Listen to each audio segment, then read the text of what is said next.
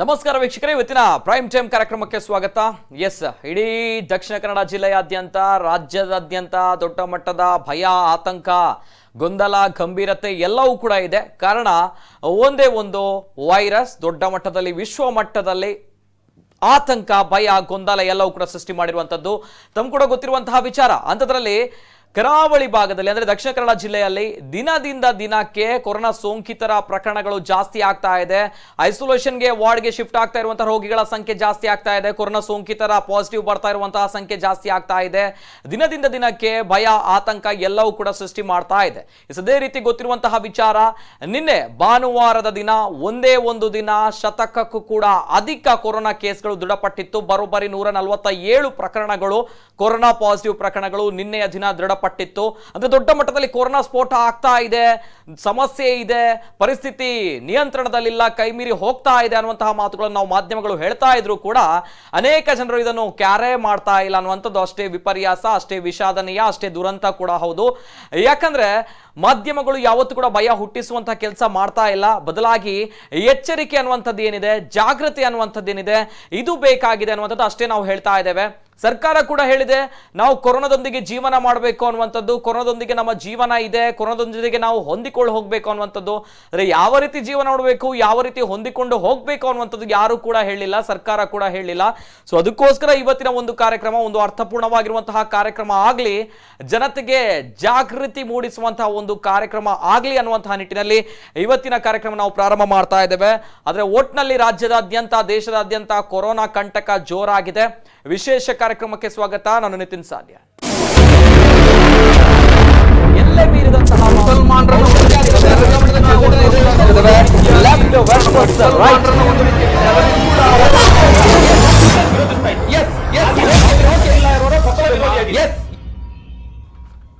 ಕಳೆದ 4-5 ದಿನಗಳಿಂದ ತಾವೆಲ್ಲರೂ ಕೂಡ ಗಮನಿಸ್ತಾ ಇದ್ದೀರಾ, ಕರಾವಳಿ ಭಾಗದಲ್ಲಿ, ಮಂಗಳೂರಿನಲ್ಲಿ ಅತಿ ವೇಗವಾಗಿ ಕೊರೋನಾ ಸೋಂಕಿತರ ಪ್ರಕರಣಗಳು ಜಾಸ್ತಿ ಆಗ್ತಾ ಇದೆ. ಮಾತ್ರವಲ್ಲ, ಐಸೋಲೇಷನ್ ವಾರ್ಡ್ಗೆ ಶಿಫ್ಟ್ ಆಗ್ತಾ ಇರುವಂತಹ ರೋಗಿಗಳ ಸಂಖ್ಯೆ ಜಾಸ್ತಿ ಆಗ್ತಾ ಇದೆ. ಮಾತ್ರವಲ್ಲ, ಜೊತೆಗೆ ಸಾವಿನ ಸಂಖ್ಯೆಯು ಕೂಡ ಜಾಸ್ತಿ ಆಗ್ತಾ ಇದೆ. ಎಲ್ಲಾ ಸಂದರ್ಭಗಳಲ್ಲಿ ದೊಡ್ಡ ಮಟ್ಟದ ಪ್ರಶ್ನೆ, ಹೌದಾ ನಮ್ಮ ಮಂಗಳೂರಿನಲ್ಲಿ ಕೊರೋನಾ ಸೋಂಕಿತರ ಪಟ್ಟಿ ಜಾಸ್ತಿ ಆದ್ರೆ ಇವರಿಗೆ ಟ್ರೀಟ್ಮೆಂಟ್ ಕೊಡುವಂತಹ ವೈದ್ಯರ ಪಟ್ಟಿ ಯಾವ ರೀತಿ ಇದೆ, ವೈದ್ಯರು ಅವೈಲೇಬಲ್ ಇದ್ದಾರಾ, ವೈದ್ಯರು ಸಿಗ್ತಾ ಇದ್ದಾರಾ? ಗೊತ್ತಿರುವಂತಹ ವಿಚಾರ, ಅನೇಕ ವೈದ್ಯರಿಗೆ ಪಾಸಿಟಿವ್ ಪ್ರಕರಣ ದೃಢಪಟ್ಟಿದೆ, ಹಲವಾರು ವೈದ್ಯರು ಕ್ವಾರಂಟೈನ್ ಅಲ್ಲಿ ಇದ್ದಾರೆ. ಹಾಗಾದ್ರೆ ಈ ಸಂದರ್ಭ ಆಸ್ಪತ್ರೆಗೆ ಹೋದ್ರೆ, ಅಂದ್ರೆ ಕೊರೋನಾ ಪಾಸಿಟಿವ್ ಬಂತು, ಆಸ್ಪತ್ರೆಗೆ ಹೋದ್ರೆ ಯಾರು ನೋಡ್ಕೊಳ್ತಾರೆ, ಅಲ್ಲಿ ಯಾವ ರೀತಿ ಟ್ರೀಟ್ಮೆಂಟ್ ನಡೆಯುತ್ತೆ ಅನ್ನುವಂತಹ ದೊಡ್ಡ ಪ್ರಶ್ನೆ ಬರುತ್ತೆ. ಇನ್ನೊಂದ್ ಕಡೆ ಮಂಗಳೂರಿನಲ್ಲಿ, ದಕ್ಷಿಣ ಕನ್ನಡ ಜಿಲ್ಲೆಯಲ್ಲಿ ದಿನದಿಂದ ದಿನಕ್ಕೆ ಕೊರೋನಾ ಪ್ರಕರಣ ಜಾಸ್ತಿ ಆಗ್ತಾ ಇದೆ. ಅಂದ್ರೆ 3ನೇ ಹಂತದಲ್ಲಿದ್ದೇವೆ ನಾವು, ಸಮುದಾಯಕ್ಕೆ ಹರಡ್ತಾ ಇದ್ದೇವೆ, ಅಂದ್ರೆ ಕಮ್ಯುನಿಟಿ ಸ್ಪ್ರೆಡ್ ಆಗ್ತಾ ಇದೆ. ಹಾಗಾದ್ರೆ ಕಮ್ಯುನಿಟಿ ಸ್ಪ್ರೆಡ್ ಆಗ್ತಾ ಇದೆ ಅನ್ನುವಂಥದ್ದು ಮಾಧ್ಯಮಗಳು ಬೊಬ್ಬೆ ಹೊಡಿತಾ ಇದೆ. ಅಂದ್ರೆ ಜನರಿಗೆ ಗೊತ್ತಿದ್ಯಾ ಏನ್ ಕಮ್ಯುನಿಟಿ ಸ್ಪ್ರೆಡ್, ಯಾತಕ್ಕೋಸ್ಕರ ಮಾಧ್ಯಮಗಳು ಬೊಬ್ಬೆ ಹೊಡಿತಾ ಇದೆ, ಕಮ್ಯುನಿಟಿ ಸ್ಪ್ರೆಡ್ ಎಷ್ಟು ಡೇಂಜರಸ್ ಆಗಿದೆ, ಸಮುದಾಯ ಹರಡುವಿಕೆ ಅಂದ್ರೆ ಏನು ಅನ್ನೋದು ಗೊತ್ತಿದ್ಯಾ ಅನ್ನುವಂಥ ಪ್ರಶ್ನೆ ಬರುತ್ತೆ. ಎಲ್ಲವೂ ಕೂಡ ಮಾತಾಡಬೇಕು. ಸದ್ಯದ ಪರಿಸ್ಥಿತಿ ಯಾವ ರೀತಿ ಇದೆ ದಕ್ಷಿಣ ಕನ್ನಡ ಜಿಲ್ಲೆಯಲ್ಲಿ? ನಿನ್ನೆಯ ತನಕ, ನಿನ್ನೆ ಒಂದೇ ದಿನ ಶತಕದ ಮೀರಿಗೂ ಕೂಡ ಕೊರೋನಾ ಸೋಂಕು ದೃಢಪಟ್ಟಿರುವಂತದ್ದು ಅಪ್ಡೇಟ್ಸ್ ಇದೆ. ಒಂದ್ಸಲ ನೋಡ್ಕೊಂಡು ಬನ್ನಿ. ದಕ್ಷಿಣ ಕನ್ನಡ ಜಿಲ್ಲೆಯಲ್ಲಿ ಭಾನುವಾರ ಮೊದಲ ಬಾರಿಗೆ ಕೊರೋನಾ ಪಾಸಿಟಿವ್ ಪ್ರಕರಣಗಳ ಸಂಖ್ಯೆ 100ರ ಗಡಿ ದಾಟಿದೆ.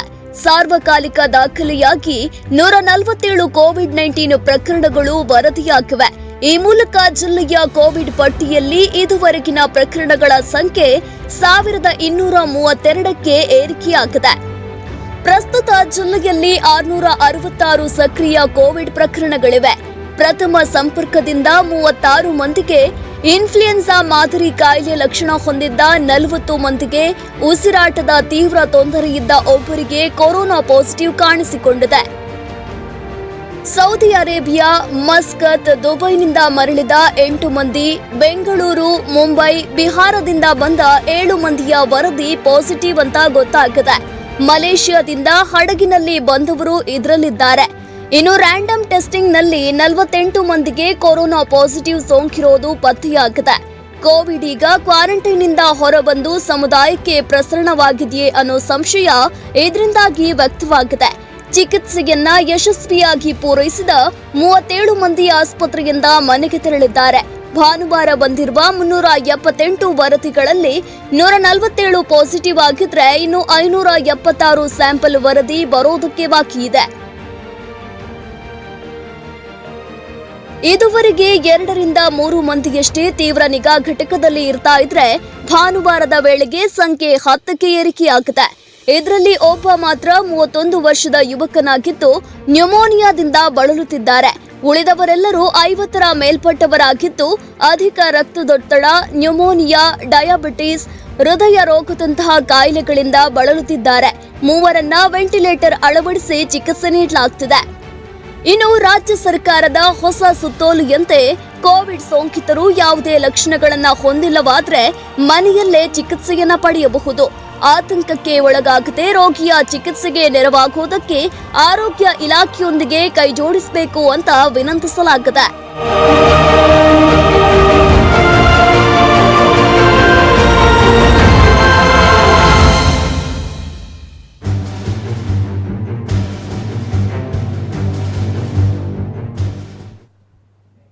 ಎಸ್, ಇದು ನಿನ್ನೆಯ ತನಕ ನಮ್ಮ ದಕ್ಷಿಣ ಕನ್ನಡ ಜಿಲ್ಲೆಯಲ್ಲಿ ಯಾವ ರೀತಿ ಕೊರೋನಾ ಕೇಸ್ಗಳು ಜಾಸ್ತಿ ಆಗ್ತಾ ಇದೆ. ನಿನ್ನೆ ಒಂದು ದಿನ ಶತಕದ್ದು ಮೀರಿದಂತಹ ಒಂದು ಕೊರೋನಾ ಪ್ರಕರಣಗಳು ಬರೋಬ್ಬರಿ 147 ಪ್ರಕರಣಗಳು ದಾಖಲಾಗುತ್ತೆ.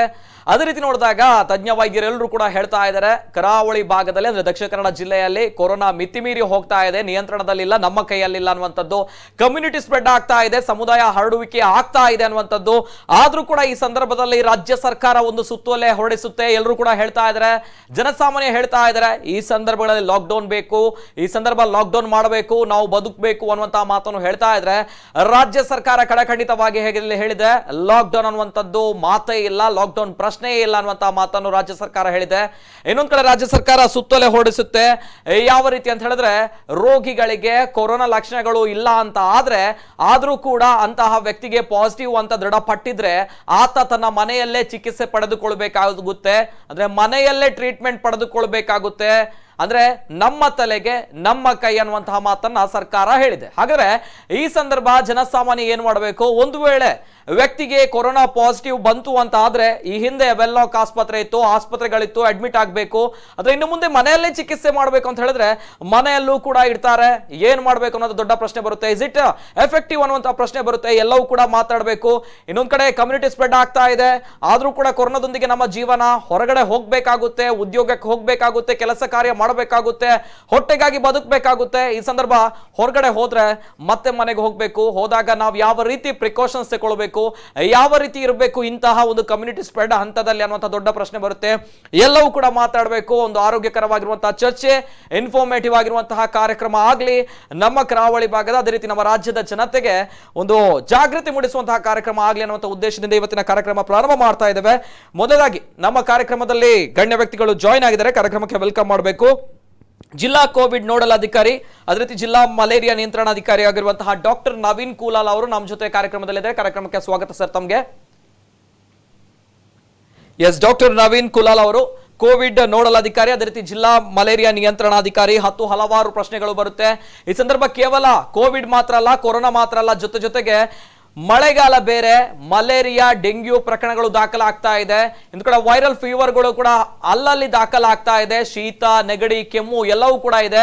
ದೊಡ್ಡ ಮಟ್ಟದ ಪ್ರಶ್ನೆ ಬರುತ್ತೆ, ಶೀತ, ನೆಗಡಿ, ಕೆಮ್ಮು ಎಲ್ಲವೂ ಕೂಡ ಬಂದ್ರೆ ಕೋವಿಡ್ ಟೆಸ್ಟ್ ಮಾಡಿಸ್ಬೇಕಾ, ಪ್ರೈವೇಟ್ ಹಾಸ್ಪಿಟಲ್ಗೆ ಹೋಗ್ಬೇಕಾ, ಏನ್ ಅನ್ನುವಂತ ಕತೆ ಬರುತ್ತೆ. ದೊಡ್ಡ ಮಟ್ಟದ ಪ್ರಶ್ನೆ ಬರುತ್ತೆ. ಒಟ್ನಲ್ಲಿ ಜನಸಾಮಾನ್ಯ ಆತಂಕದಲ್ಲಿದ್ದಾನೆ. ಆದ್ರೆ ಸರ್ಕಾರ ಮಾತ್ರ ಲಾಕ್ಡೌನ್ ಮಾಡ್ತಾ ಇಲ್ಲ ಅನ್ನೋದು ಗೊತ್ತಿದೆ. ನಮ್ಮ ತಲೆ ಮೇಲೆ ನಮ್ಮ ಕೈ ಇದೆ. ಜಾಗೃತಿ ಮೂಡಿಸುವಂತಹ ಕಾರ್ಯ ಆಗ್ಬೇಕು ಅಂಡ್ ಜನರು ಕೂಡ ಎಚ್ಚರಿಕೆಯಿಂದ ಇರಬೇಕು. ಮೊದಲನೇದಾಗಿ ಸರ್, ಕಾರ್ಯಕ್ರಮಕ್ಕೆ ಸ್ವಾಗತ once again doctor Naveen Kulal ಅವರಿಗೆ. ಸರ್, ಏನ್ ಹೇಳ್ತೀರಾ ಸರ್, ಸದ್ಯದ ಪರಿಸ್ಥಿತಿ ದಕ್ಷಿಣ ಕನ್ನಡ ಜಿಲ್ಲೆಯಲ್ಲಿ ದಿನದಿಂದ ದಿನಕ್ಕೆ ಕೊರೋನಾ ಪ್ರಕರಣಗಳು ಜಾಸ್ತಿ ಆಗ್ತಾ ಇದೆ, ಪಾಸಿಟಿವ್ ಸೋಂಕಿತರ ಸಂಖ್ಯೆ ಜಾಸ್ತಿ, ಐಸೋಲೇಷನ್ ವಾರ್ಡ್ಗೆ ಸೇರ್ತಾ ಇರುವಂತಹ ರೋಗಿಗಳ ಸಂಖ್ಯೆ ಜಾಸ್ತಿ, ಇನ್ನೊಂದ್ ಕಡೆ ಸಾವಿನ ಸಂಖ್ಯೆ ಕೂಡ ಹೆಚ್ಚಾಗ್ತಾ ಇದೆ. ಫಸ್ಟ್ ರಿಯಾಕ್ಷನ್ ಸರ್, ಏನ್ ಹೇಳಲಿಕ್ಕೆ ಇಷ್ಟಪಡ್ತೀರಾ? ಹೌದು, ಕಳೆದ ಒಂದು 15 ದಿವಸದ ವಿಷಯ ಯೋಚಿಸಿದ್ರೆ ಖಂಡಿತವಾಗಿಯೂ ಕೇಸಸ್ ಜಾಸ್ತಿ ಆಗ್ತಾ ಇದೆ. ಆದ್ರೆ ಒಂದ್ ಮಟ್ಟದಲ್ಲಿ ನಾವು ಇದನ್ನು ನಿರೀಕ್ಷಿಸಿದ್ದೆವು. ಯಾಕಂತ ಹೇಳಿದ್ರೆ ಯಾವಾಗ ಲಾಕ್ಡೌನ್ ಕಮ್ಮಿ ಆಯ್ತು, ಲಾಕ್ಡೌನ್ ಅನ್ನು ಸಡಿಲಿಕೆ ಆಯ್ತು, ಆಗ ಜನರು ಒಂದೇ ಸಮನೆ ಹೊರಗಡೆ ಹೋಗ್ಲಿಕ್ಕೆ ಅಥವಾ ಮತ್ತೆ ಜನಸಾಂದ್ರತೆ ಉಂಟು ಮಾಡ್ಲಿಕ್ಕೆ ಅಥವಾ ಈ ಮೊದಲು ಏನು ಅವರಿಗೆ ಒಂದು ಕಟ್ಟುಪಾಡುಗಳನ್ನು ವಿಧಿಸಿತ್ತು ಅವುಗಳನ್ನೆಲ್ಲ ಮರೆತು ಬಿಟ್ಟ ಹಾಗೆ ವರ್ತಿಸ್ಲಿಕ್ಕೆ ಶುರು ಮಾಡಿದ್ರು.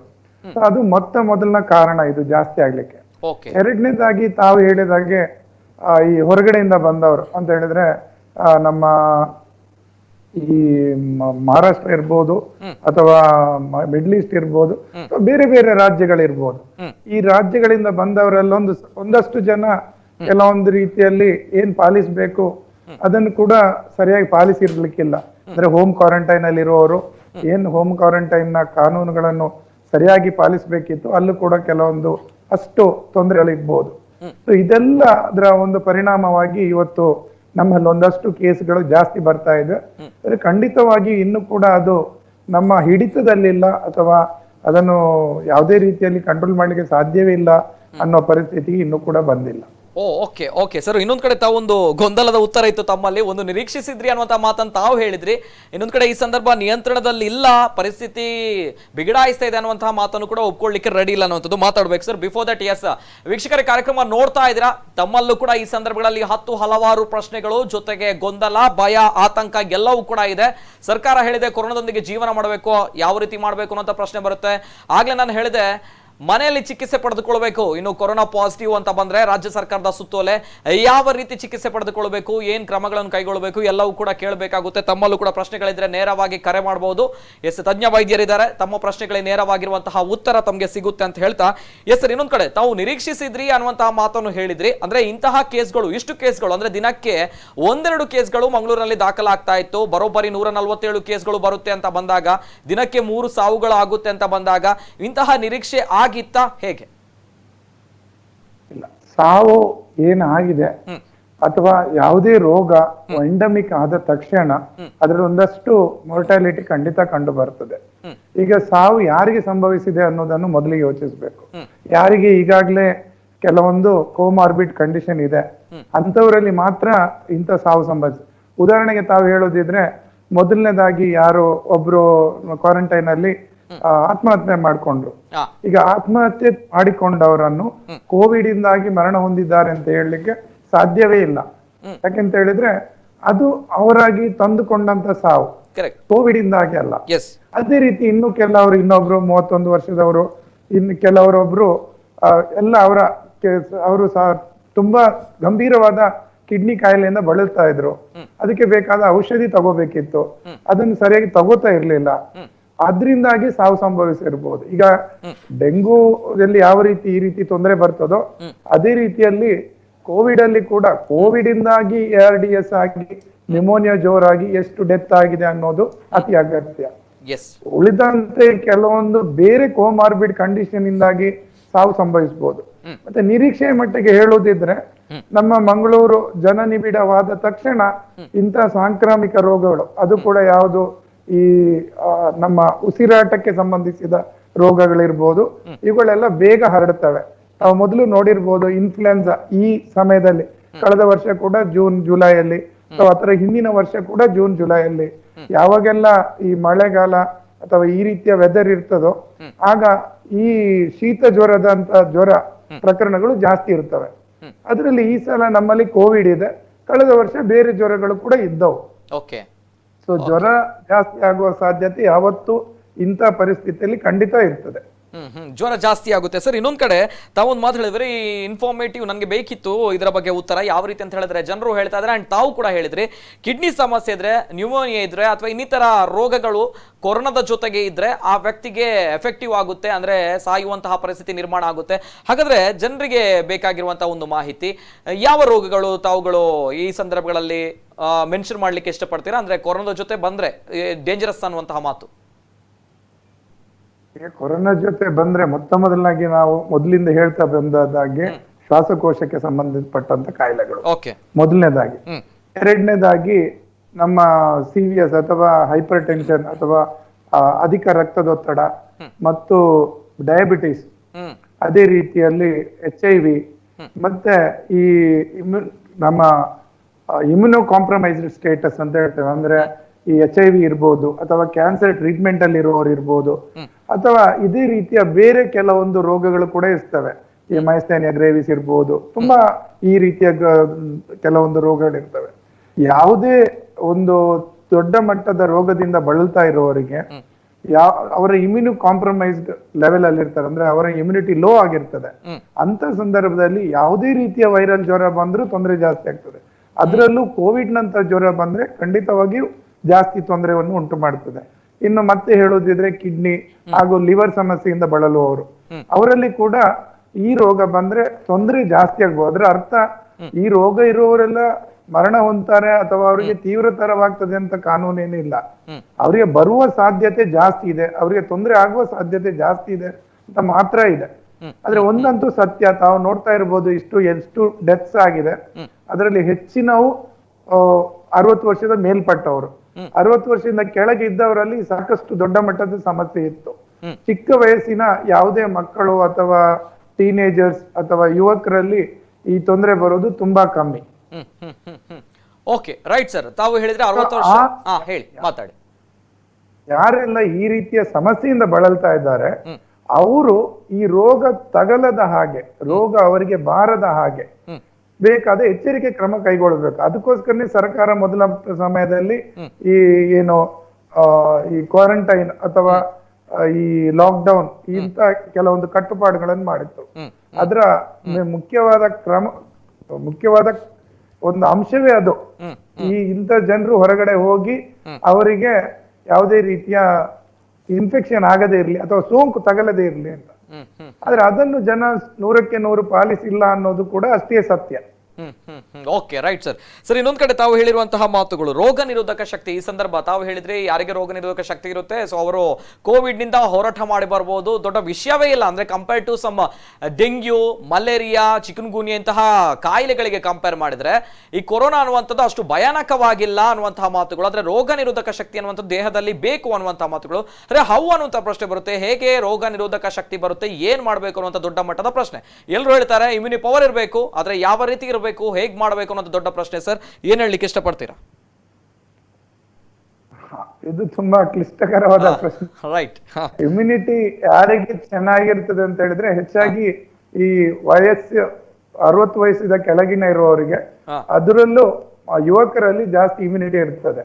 ಉಳಿದವರಲ್ಲೂ ಇಮ್ಯುನಿಟಿ ಖಂಡಿತ ಇರ್ತದೆ. ಯಾರೆಲ್ಲ ಸ್ಮೋಕಿಂಗ್ ಮಾಡ್ತಾ ಇಲ್ವಾ, ಯಾರೆಲ್ಲ ಆಲ್ಕೋಹಾಲಿಕ್ಸ್ ಅಂತ ಹೇಳಿದ್ರೆ ತುಂಬಾ ಮಟ್ಟದಲ್ಲಿ ಆಲ್ಕೋಹಾಲ್ ತಗೊಳ್ಳೋರು ಇರ್ಬೋದು ಅಥವಾ ತುಂಬಾನೇ ಸ್ಮೋಕ್ ಮಾಡುವವರು, ಅದೇ ರೀತಿಯಲ್ಲಿ ಈ ಡಯಾಬಿಟಿಸ್ ಕಾಯಿಲೆಯಿಂದ ಬಳಲೋರು, ಇವರಲ್ಲಿ ಇದು ಜಾಸ್ತಿ ಯಾಕೆ ಹೇಳ್ತಾ ಇದ್ದೇನೆ ಅಂತ ಹೇಳಿದ್ರೆ ಇಂಥ ಜನರ ಪಾಪ್ಯುಲೇಷನ್ ನಮ್ಮಲ್ಲಿ ತುಂಬಾ ಜಾಸ್ತಿ ಇದೆ. ಈ 3 ಕ್ಯಾಟಗರಿ ಅವರು ತುಂಬಾ ಜಾಸ್ತಿ ಇದ್ದಾರೆ. ಸೊ ಇವರಲ್ಲಿ ಈ ಇಮ್ಯುನಿಟಿ ಲೆವೆಲ್ ಲೋ ಇರುತ್ತದೆ. ಸೊ ಅಂತ ಜನರು ಮುಖ್ಯವಾಗಿ ಏನ್ ತಗೋಬೇಕು, ಶಕ್ತಿಯುತವಾದ ಆಹಾರ ಅಥವಾ ಬ್ಯಾಲೆನ್ಸ್ಡ್ ಫುಡ್ ಅಂತ ಹೇಳ್ತೇವೆ. ಬ್ಯಾಲೆನ್ಸ್ಡ್ ಫುಡ್ ಅಂತ ಹೇಳಿದ್ರೆ ಅದರಲ್ಲಿ ಎಲ್ಲವೂ ಇರಬೇಕು, ಒಂದ್ ಸ್ವಲ್ಪ ಮಟ್ಟಿಗೆ ಎಣ್ಣೆ ಅಂಶ ಕೂಡ ಇರಬೇಕು, ಸಾಕಷ್ಟು ಪ್ರೋಟೀನ್ಸ್ ಇರಬೇಕು, ಹಾಗೂ ಕಾರ್ಬೋಹೈಡ್ರೇಟ್ ಕೂಡ ಸ್ವಲ್ಪ ಇರಲೇಬೇಕು. ಅಂತ ಬ್ಯಾಲೆನ್ಸ್ ಡಯಟ್ ಯಾರು ತಗೊಳ್ತಾರೋ ಅವರಲ್ಲಿ ಖಂಡಿತವಾಗಿಯೂ ಈ ಇಮ್ಯುನಿಟಿ ಪವರ್ ಜಾಸ್ತಿ ಆಗ್ತದೆ. ಹಾಗೂ ತಾವು ಹೇಳ್ತಾ ಇರುವಂತೆ ಮನಸ್ಸು ಕೂಡ ಪ್ರಫುಲ್ಲವಾಗಿರ್ಬೇಕು. ಯಾರು ತುಂಬಾ ಸ್ಟ್ರೆಸ್ ಇಂದ ಕೂಡಿರ್ತಾರೋ, ಟೆನ್ಷನ್ ಜಾಸ್ತಿ ಆದಾಗೆ ಈ ಇಮ್ಯುನಿಟಿ ಕೂಡ ಲೋ ಆಗತ್ತೆ. ಸೊ ಅದು ಕೂಡ ಅಗತ್ಯನೇ. ಖಂಡಿತವಾಗಿಯೂ ನಗಾಡ್ತಾ ಇರ್ಬೇಕು, ಹಾಗೂ ಸ್ವಲ್ಪ ಮಟ್ಟಿಗೆ ಖುಷಿಯಿಂದ ಇದ್ರೆ ಅದಕ್ಕೆ ನೋಡಿ ಹೋಮ್ ಕ್ವಾರಂಟೈನ್ ಯಾವತ್ತು ಬೆಟರ್ ದೆನ್ ಯಾವುದೇ ಇನ್ಸ್ಟಿಟ್ಯೂಷನಲ್ ಕ್ವಾರಂಟೈನ್. ಮನೆಯಲ್ಲಿ ಕ್ವಾರಂಟೈನ್ ಆಗಿರುವಾಗ ಮನೆಯವ್ರ ಜೊತೆ ಇರ್ತಾರೆ, ಚೆನ್ನಾಗಿ ಬೆರೆತುಕೊಂಡಿರ್ತಾರೆ, ಆಗ ಅವರಲ್ಲಿ ಇಮ್ಯುನಿಟಿ ಕೂಡ ಚೆನ್ನಾಗಿರ್ಬೋದು. Okay, very beautiful sir. ಅಂದ್ರೆ ನಾವು ಖುಷಿಯಾಗಿರ್ಬೇಕು, ಟೆನ್ಷನ್ ಮಾಡ್ಕೊಳ್ಬಾರ್ದು. ಪ್ರೆಷರ್ ಅಂತ ಬಿದ್ರೆ ಏನೋ ಆಗುತ್ತೆ ಅಂತ ಹೇಳಿದ್ರೆ ತುಂಬಾ ಸಮಸ್ಯೆ ಆಗುತ್ತೆ ಅಲ್ವಾ? Yes sir, very important.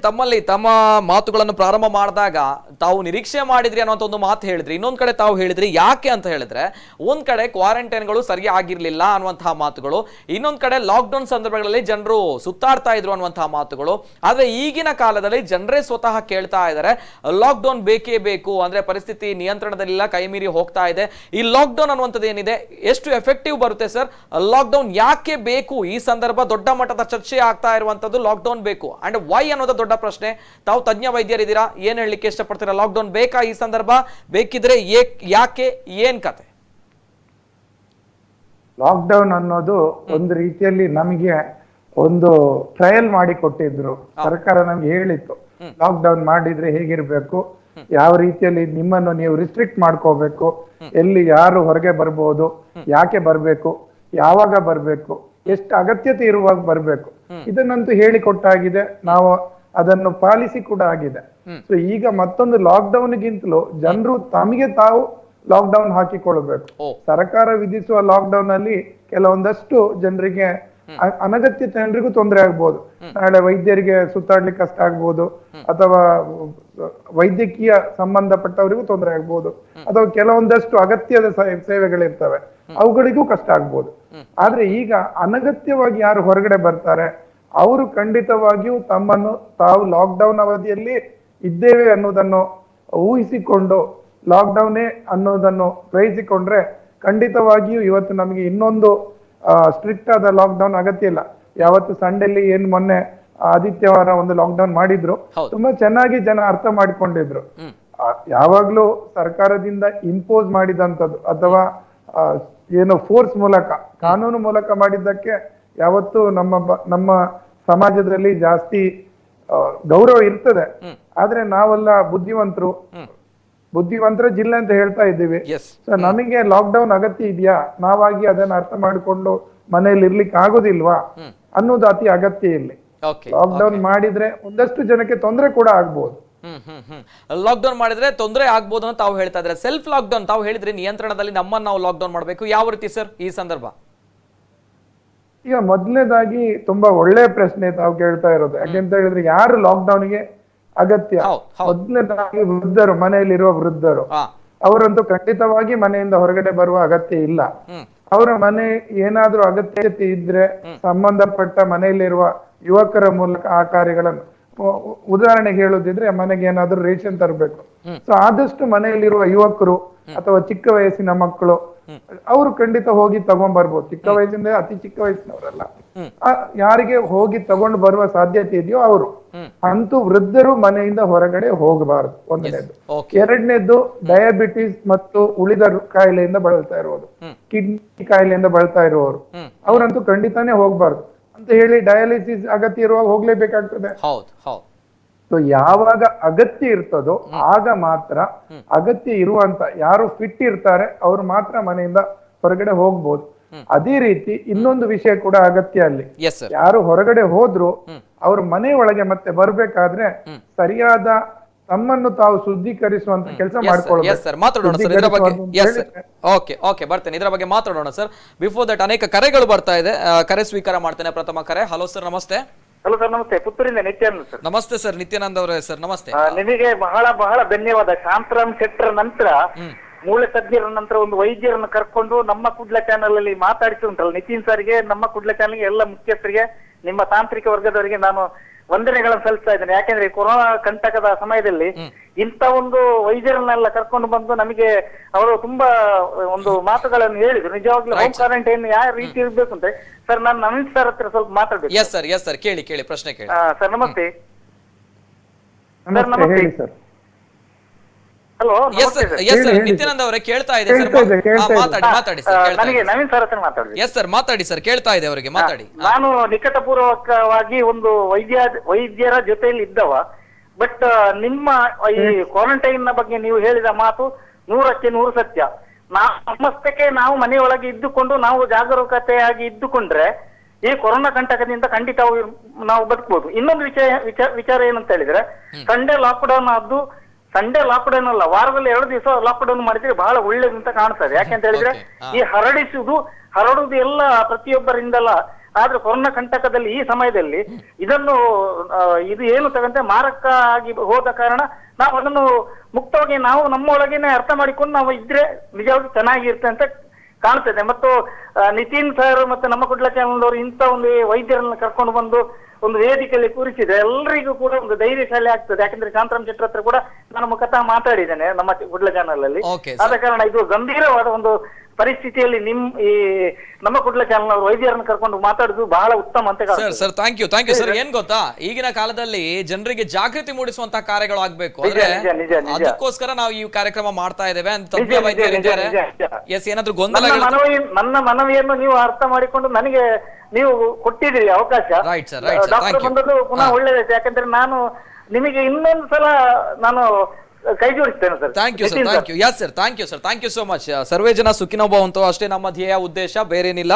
ಈ ಸಂದರ್ಭ ಮಿತಿ ಮೀರಿ ಹೋಗಬಾರ್ದು, ನಿಯಂತ್ರಣದಲ್ಲಿ ಇರಬೇಕು. ಅದೇ ರೀತಿ ನಮ್ಮ ಜವಾಬ್ದಾರಿಗಳೇನು, ನಮ್ಮ ಕರ್ತವ್ಯಗಳೇನು, ನಮ್ಮ ಈಗಿನ ಪರಿಸ್ಥಿತಿ ಯಾವ ರೀತಿ ಇದೆ ಅನ್ನುವಂಥದ್ದು ನಾವುಗಳು ಮಾಧ್ಯಮದಲ್ಲಿ ಕೂತ್ಕೊಂಡು ಬೊಬ್ಬೆ ಹೊಡೆದ್ರೆ ಏನು ಬರಲ್ಲ, ಏನು ಗೊತ್ತಾಗಲ್ಲ, ಜನರು ಅರ್ಥ ಮಾಡ್ಕೊಳ್ಳೋದು ಕೂಡ ಇಲ್ಲ. ಅಂಡ್ ತಜ್ಞ ವೈದ್ಯರಿದ್ದಾರೆ ಅಂತ ಬಂದಾಗ ಆ ಪರಿಸ್ಥಿತಿ ಯಾವ ರೀತಿ ಇದೆ ಅವರಿಗೆ ಗೊತ್ತಿದೆ, ಅಂಡ್ ಯಾವ ರೀತಿ ನಾವು ಇರಬೇಕು ಅನ್ನುವಂಥದ್ದು ಕೂಡ ಅವರಿಗೆ ಗೊತ್ತಿದೆ. ಸೊ ಅದಕ್ಕೋಸ್ಕರ ಇವತ್ತಿನ ಜಾಗೃತಿ ಮೂಡಿಸುವಂತಹ ಕಾರ್ಯಕ್ರಮ. ಇನ್ನೊಂದು ಕರೆ ಇದೆ. ಹಲೋ ಸರ್, ನಮಸ್ತೆ. ಹಲೋ ಸರ್, ನಮಸ್ತೆ. ಧ್ವನಿ ಕೇಳ್ತಾ ಇದೆಯಾ? ನಮಸ್ತೆ ಸರ್. ಇನ್ನು ಲಾಕ್ ಡೌನ್ ಮಾಡಿ ಏನು ಪ್ರಯೋಜನ ಇಲ್ಲ ಸರ್. ಓಕೆ, ಲಾಕ್ ಡೌನ್ ಮಾಡಿ ಪ್ರಯೋಜನ ಇಲ್ಲ. ಏನು ಪ್ರಯೋಜನ ಇಲ್ಲ. ಅದು ನಾವು ಲಾಕ್ ಡೌನ್ ಮಾಡುವಾಗನೇ ಬೊಬ್ಬೆಯಿಂದ ಕರ್ಕೊಂಡು ಬರ್ಬೇಕಾಗಿತ್ತು. ಇನ್ನು ಲಾಕ್ ಡೌನ್ ಮಾಡಿ ಏನು ಪ್ರಯೋಜನ? ಓಕೆ ಓಕೆ, ಸರಿ. ಇದು ತಮ್ಮ ಒಪಿನಿಯನ್. ಲಾಕ್ ಡೌನ್ ಮಾಡಿ ಪ್ರಯೋಜನ ಇಲ್ಲ ಅಂತ ತಾವು ಹೇಳ್ತಾ ಇದ್ದೀರಾ ಅಲ್ವಾ? Right sir, right sir. Thank you. Okay sir, Naveen sir, ಇನ್ನೊಂದು ಕಡೆ ಈ ಲಾಕ್ ಡೌನ್ ಅನ್ನುವಂಥ ಪ್ರಶ್ನೆ ದೊಡ್ಡ ಮಟ್ಟದಲ್ಲಿ ಚರ್ಚೆಗೆ ಕಾರಣವಾಗ್ತಾ ಇರುವಂತಹ ವಿಚಾರ. ನಿನ್ನೆ ಸಂಡೇ ಲಾಕ್ ಡೌನ್ ಆಗಿತ್ತು, ಉತ್ತಮ ಪ್ರತಿಕ್ರಿಯೆ ಸಿಕ್ಕಿತ್ತು ರಾಜ್ಯಾದ್ಯಂತ ಸಂಡೇ ಲಾಕ್ ಡೌನ್. ಅದೇ ರೀತಿ ಸಂಡೇ ಲಾಕ್ ಡೌನ್ ಅಂತ ಬಂದಾಗ ದೊಡ್ಡ ಮಟ್ಟದ ಪ್ರಶ್ನೆ ಕೂಡ ಬರುತ್ತೆ. ಕೇವಲ ಒಂದೇ ಒಂದು ದಿನದ ಲಾಕ್ ಡೌನ್ ಇಂದ ಕೊರೋನಾ ವೈರಸ್ ನಿಯಂತ್ರಣಕ್ಕೆ ಬರುತ್ತಾ ಅನ್ನುವಂತಹ ದೊಡ್ಡ ಮಟ್ಟದ ಪ್ರಶ್ನೆ ತಮ್ಗೆ ಗೊತ್ತಿದೆ. ಇನ್ನೊಂದು ಕಡೆ ಸಂಡೇ ಮಾತ್ರವಾ ಕೊರೋನಾ ವೈರಸ್ ಅಲರ್ಟ್ ಆಗಿರುತ್ತಾ ಅನ್ನುವಂಥ ದೊಡ್ಡ ಪ್ರಶ್ನೆ ಬರುತ್ತೆ, ತಮ್ಗೆ ಕೂಡ ಗೊತ್ತಿದೆ. ಅಂಡ್ ಏನ್ ಹೇಳಲಿಕ್ಕೆ ಇಷ್ಟಪಡ್ತೀರಾ ಸರ್ ಸಂಡೇ ಲಾಕ್ ಡೌನ್ ಬಗ್ಗೆ? ದೊಡ್ಡ ಮಟ್ಟದ ಚರ್ಚೆ, ವಿಮರ್ಶೆ. Yes sir. Sunday lock down ಮಾಡಿದ್ರೆ ಒಳ್ಳೇದ ಕೆಟ್ಟದ ಅನ್ನೋದು ತುಂಬಾನೇ ಒಂದು ಕ್ಲಿಷ್ಟಕರವಾದ ಪ್ರಶ್ನೆ. ಖಂಡಿತವಾಗಿಯೂ ಸಂಡೇ ಲಾಕ್ ಡೌನ್ ಬೇಕಾಗ್ತದೆ. ಯಾಕೆಂತ ಹೇಳಿದ್ರೆ 6 ದಿವಸದ ಕಾಲ ನಾವೇನು ವರ್ಕಿಂಗ್ ಸಂಡೇ ಅಂತ ಕೊಟ್ಟಿರೋದು ಯಾಕೆ, ನೀವು ಮನೆಯಲ್ಲಿ ರಜಾ ತಕೊಂಡು ರೆಸ್ಟ್ ಮಾಡಿ ಅಂತ. ಸೊ ಅವತ್ತು ಲಾಕ್ ಡೌನ್ ಮಾಡಿದ್ರೆ ಅದರಿಂದ ಆಗುವ ಕಷ್ಟ ಕಮ್ಮಿ, ಅಂದ್ರೆ ಜನರಿಗೆ ಆಗುವ ತೊಂದರೆಗಳು ಕಮ್ಮಿ. ರಜೆ ಅಂತ ಕೊಟ್ಟಿರುವುದೇ ರೆಸ್ಟ್ ಮಾಡಕ್ಕೆ. ಸೊ ಅಂತ ರೆಸ್ಟ್ ಅನ್ನು ತಾವು ಉಪಯೋಗಿಸ್ಕೊಳ್ಳಿ, ಅಲ್ಲಿ ಬೇರೆ ಏನೋ ದೊಡ್ಡ ವಿಷಯ ಇಲ್ಲ. ರಜೆ ಕೊಟ್ಟಿರುವುದು ಸಂಡೇ ರಜೆ ಪ್ರತಿಯೊಬ್ಬರಿಗೆ. ನಾವು ಇವತ್ತಲ್ಲ, ಹೆಚ್ಚಿನ ಅಂಶ ನಾವು ಹುಟ್ಟಿದ್ರಿಂದ ಈ ಸಂಡೇಯನ್ನು ನೋಡ್ಕೊಂಡು ಬಂದವರು. ಸಂಡೆಯ ದಿವಸ ತಾವು ಮನೆಯಲ್ಲಿ ಇದ್ರೆ ಅದರಿಂದ ಖಂಡಿತವಾಗಿ ಒಂದಷ್ಟು ಒಳ್ಳೇದೇ ಆಗ್ತದೆ. ಇಲ್ಲ ಅಂತ ಹೇಳಿದ್ರೆ ಮತ್ತೆ ಸುಮ್ನೆ ಆದ್ರೂ ಬೀಚ್ ಹತ್ರ ಅಥವಾ ಬೇರೆ ಎಲ್ಲೋ ಹೊರಗಡೆ ಸುತ್ತಾಡ್ಲಿಕ್ಕೆ, ಮಾಲಿಗೋ ಅಥವಾ ಬೇರೆ ಇನ್ನೊಂದು ಕೊರೋನಾದಲ್ಲಿ ಸಂಬಂಧಪಟ್ಟಂತೆ ಅತಿ ಅಗತ್ಯದ ಒಂದು ವಿಷಯ ಅಂತ ಹೇಳಿದ್ರೆ ಎಲ್ಲಿ ಜನಸಾಂದ್ರತೆ ಇರ್ತದೋ ಅಥವಾ ಕ್ಲೋಸ್ಡ್ ಎನ್ವೈರ್ಮೆಂಟ್ ಅಲ್ಲಿ ಜನಸಾಂದ್ರತೆ, ಅದು ಕೂಡ ಅಂದ್ರೆ ಚಿಕ್ಕ ಜಾಗದಲ್ಲಿ ತುಂಬಾ ಜನ, ಅದು ಗಾಳಿ ಆಡದಂತ ಒಂದು ಸ್ಥಿತಿಯಲ್ಲಿ ಹೆಚ್ಚಾಗಿ ನೀವು ನೋಡುವ ಹಾಗೆ ಈ ಮಾಲ್ಗಳಿರ್ಬೋದು ಅಥವಾ ಥಿಯೇಟರ್ಗಳಿರ್ಬೋದು, ಅಂತ ಜಾಗದಲ್ಲಿ ಜನ ಸೇರಿದ್ರೆ ಖಂಡಿತವಾಗಿಯೂ ಈ ರೀತಿಯ ರೋಗಗಳು, COVID-19 ಆಗ್ಬೇಕು ಅಂತ ಇಲ್ಲ, ಯಾವುದೇ ರೀತಿ ಈ ರೀತಿಯ ರೋಗಗಳಿವೆ, ಮೀಸಲ್ಸ್ ಇದೆ ಅಥವಾ ಬೇರೆ ಇನ್ಫ್ಲುಯೆನ್ಸಾ ಇರ್ತದೆ ಅಥವಾ ಇಂಥದ್ದು ಕೆಮ್ಮಿನಿಂದ ಬರುವಂತ ರೋಗಗಳು ಅಥವಾ ಆ ನಿಟ್ಟಿನಲ್ಲಿರುವ ರೋಗಗಳು ಖಂಡಿತ ಬೇಗವಾಗಿ ಹರಡುತ್ತದೆ. ಅದಕ್ಕೋಸ್ಕರ ಆದ್ರೂ ಸಂಡೇ ಖಂಡಿತವಾಗಿ ಲಾಕ್ ಡೌನ್ ಉಚಿತ ಅಂತ ನನ್ನ ಮಟ್ಟಿಗೆ ಅನ್ನಿಸ್ತದೆ. ಓಕೆ, ಲಾಕ್ ಡೌನ್ ಬೇಕು ಅನ್ನೋದು. ಎಸ್ ಸರ್, ಇನ್ನೊಂದು ಕರೆ ಇದೆ. ಹಲೋ ಸರ್, ನಮಸ್ತೆ. ನಮಸ್ತೆ. ನಮಸ್ತೆ ಸರ್, ತಮ್ಮ ಹೆಸರು ಎಲ್ಲಿಂದ ಕರೆ ಮಾಡ್ತಾ ಇದ್ದೀರಾ? ಮಂಗಳೂರಿಂದ. ನಮಸ್ತೆ ಸರ್, ನಮಸ್ತೆ. ಮಾತಾಡಿ ಸರ್, ತಮ್ಮ ಪ್ರಶ್ನೆ. ನಿನ್ನೆ ಮಾಡಿದ್ದೀರಲ್ಲ ಭಾನುವಾರದ್ದು, ಒಳ್ಳೆ ಕೆಲಸ ಅದು. ಅದೇ ರೀತಿ ನಾನು ಹೇಳ್ತಿರೋದು ಬೆಳಿಗ್ಗೆ 7 ಗಂಟೆಯಿಂದ 12 ಗಂಟೆವರೆಗೆ ಅಥವಾ 1 ಗಂಟೆವರೆಗೆ ಡೈಲಿ ಇದೇ ರೀತಿ ವರ್ಕ್ ಮಾಡಿ, ಅನಂತರ 1 ಗಂಟೆ ನಂತರ ಬಂದ್ ಮಾಡುದು, ಎಲ್ಲ ಅಂಗಡಿಗಳನ್ನೆಲ್ಲ ಬಂದ್ ಮಾಡಿ, ಜನಸಂಖ್ಯೆನೆಲ್ಲ ಬಂದ್ ಮಾಡಿದ್ರೆ ಈ ತಿಂಗಳು ಎಂಡ್ವರೆಗೆ ಮಾಡಿದ್ರೆ ನಿಮ್ಗೆ ಆದಷ್ಟು ಕೊರೋನಾ ಹಿಡಿತದಲ್ಲಿ ಇರ್ತದೆ, ಏನ್ ಬರಲ್ಲ. ಓಕೆ, ಇದು ತಮ್ಮ ಒಪಿನಿಯನ್ ಅಲ್ವಾ sir? Okay, right sir. Yes sir, Naveen Kolal sir, ಏನ್ ಹೇಳಲಿಕ್ಕೆ ಇಷ್ಟಪಡ್ತೀರಾ? ಅಂದ್ರೆ ತಮ್ಗೆ ಗೊತ್ತಿದೆ, ಈಗ ಹೊರಡ್ತಾ ಇದೆ ಅಂದ್ರೆ ಸ್ವಯಂ ಪ್ರೇರಿತವಾಗಿ ಬಂದ್ ಮಾಡುವಂತದ್ದು, ಅಂದ್ರೆ ಬೆಳಿಗ್ಗೆಯಿಂದ ಮಧ್ಯಾಹ್ನ ತನಕ ನಾವು ಬಂದ್ ಮಾಡ್ತೇವೆ, 18 ದಿವಸಗಳನ್ನು ಕಾಣುತ್ತೆ. ದೊಡ್ಡ ಮಟ್ಟದಲ್ಲಿ ಸಾಮಾಜಿಕ ಜಾಲತಾಣದಲ್ಲಿ ಮೆಸೇಜ್ ವೈರಲ್ ಆಗ್ತಾ ಇದೆ, ಇದ್ರ ಬಗ್ಗೆ ಸ್ಪಷ್ಟೀಕರಣ ಕೂಡ ಸಿಕ್ಕಿದೆ. ಇದು ಫೇಕ್ ನ್ಯೂಸ್ ಅನ್ನುವಂಥ ಸುಳ್ಳು ಸುದ್ದಿ ಅನ್ನುವಂಥದ್ದು. ಅಂದ್ರೆ ಈ ರೀತಿ ಅಂದ್ರೆ ಅವರು ಹೇಳಿರುವಂತ ಒಂದು ಸಜೆಷನ್ ಕೊಡ್ತಾ ಇದ್ದಾರೆ ಅವರು, ಈ ರೀತಿ ಆಗಬಹುದಾ, ಆದ್ರೆ ಹೇಗೆ ಅನ್ನುವಂಥದ್ದು ಏನ್ ಹೇಳ್ತೀರಾ ಸರ್? ಲಾಕ್ ಡೌನ್ ಮಾಡುವುದಕ್ಕಿಂತಲೂ ಜನರು, ನಾನು ಹಾಗೆ ಹೇಳಿದಾಗೆ, ತಮ್ಮನ್ನು ತಾವೇ ಸ್ವಯಂ ನಿಯಂತ್ರಣ ಮಾಡಿಕೊಳ್ಳೋದು ಅತಿ ಅಗತ್ಯ. ಯಾರು ಅಗತ್ಯ ಇರ್ತಾರೋ ಅವರು ಹೋಗ್ಲೇಬೇಕಾಗ್ತದೆ. ಈಗ ತಾವು ಮಾಹಿತಿ ಕೊಡ್ಲಿಕ್ಕೆ ತಾವು ತಮ್ಮ ಸ್ಟುಡಿಯೋಗೆ ಬರ್ಲೇಬೇಕು. ತಾವು ಬಂದಿಲ್ಲ ಅಂತ ಹೇಳಿದ್ರೆ ಸ್ಟುಡಿಯೋ ನಿಲ್ತದೆ, ಜನರಿಗೆ ಹೋಗುವ ಮಾಹಿತಿ ನಿಲ್ತದೆ, ಆಸ್ಪತ್ರೆಗೆ ಹೋಗುವ ವೈದ್ಯರು ಹೋಗ್ಲೇಬೇಕಾಗ್ತದೆ, ಪೊಲೀಸ್ ಕರ್ತವ್ಯ ನಿರ್ವಹಿಸುವವರು ಹೋಗ್ಬೇಕಾಗ್ತದೆ, ಅಂತವರೆಲ್ಲ ಹೋಗ್ಬೇಕಾಗ್ತದೆ.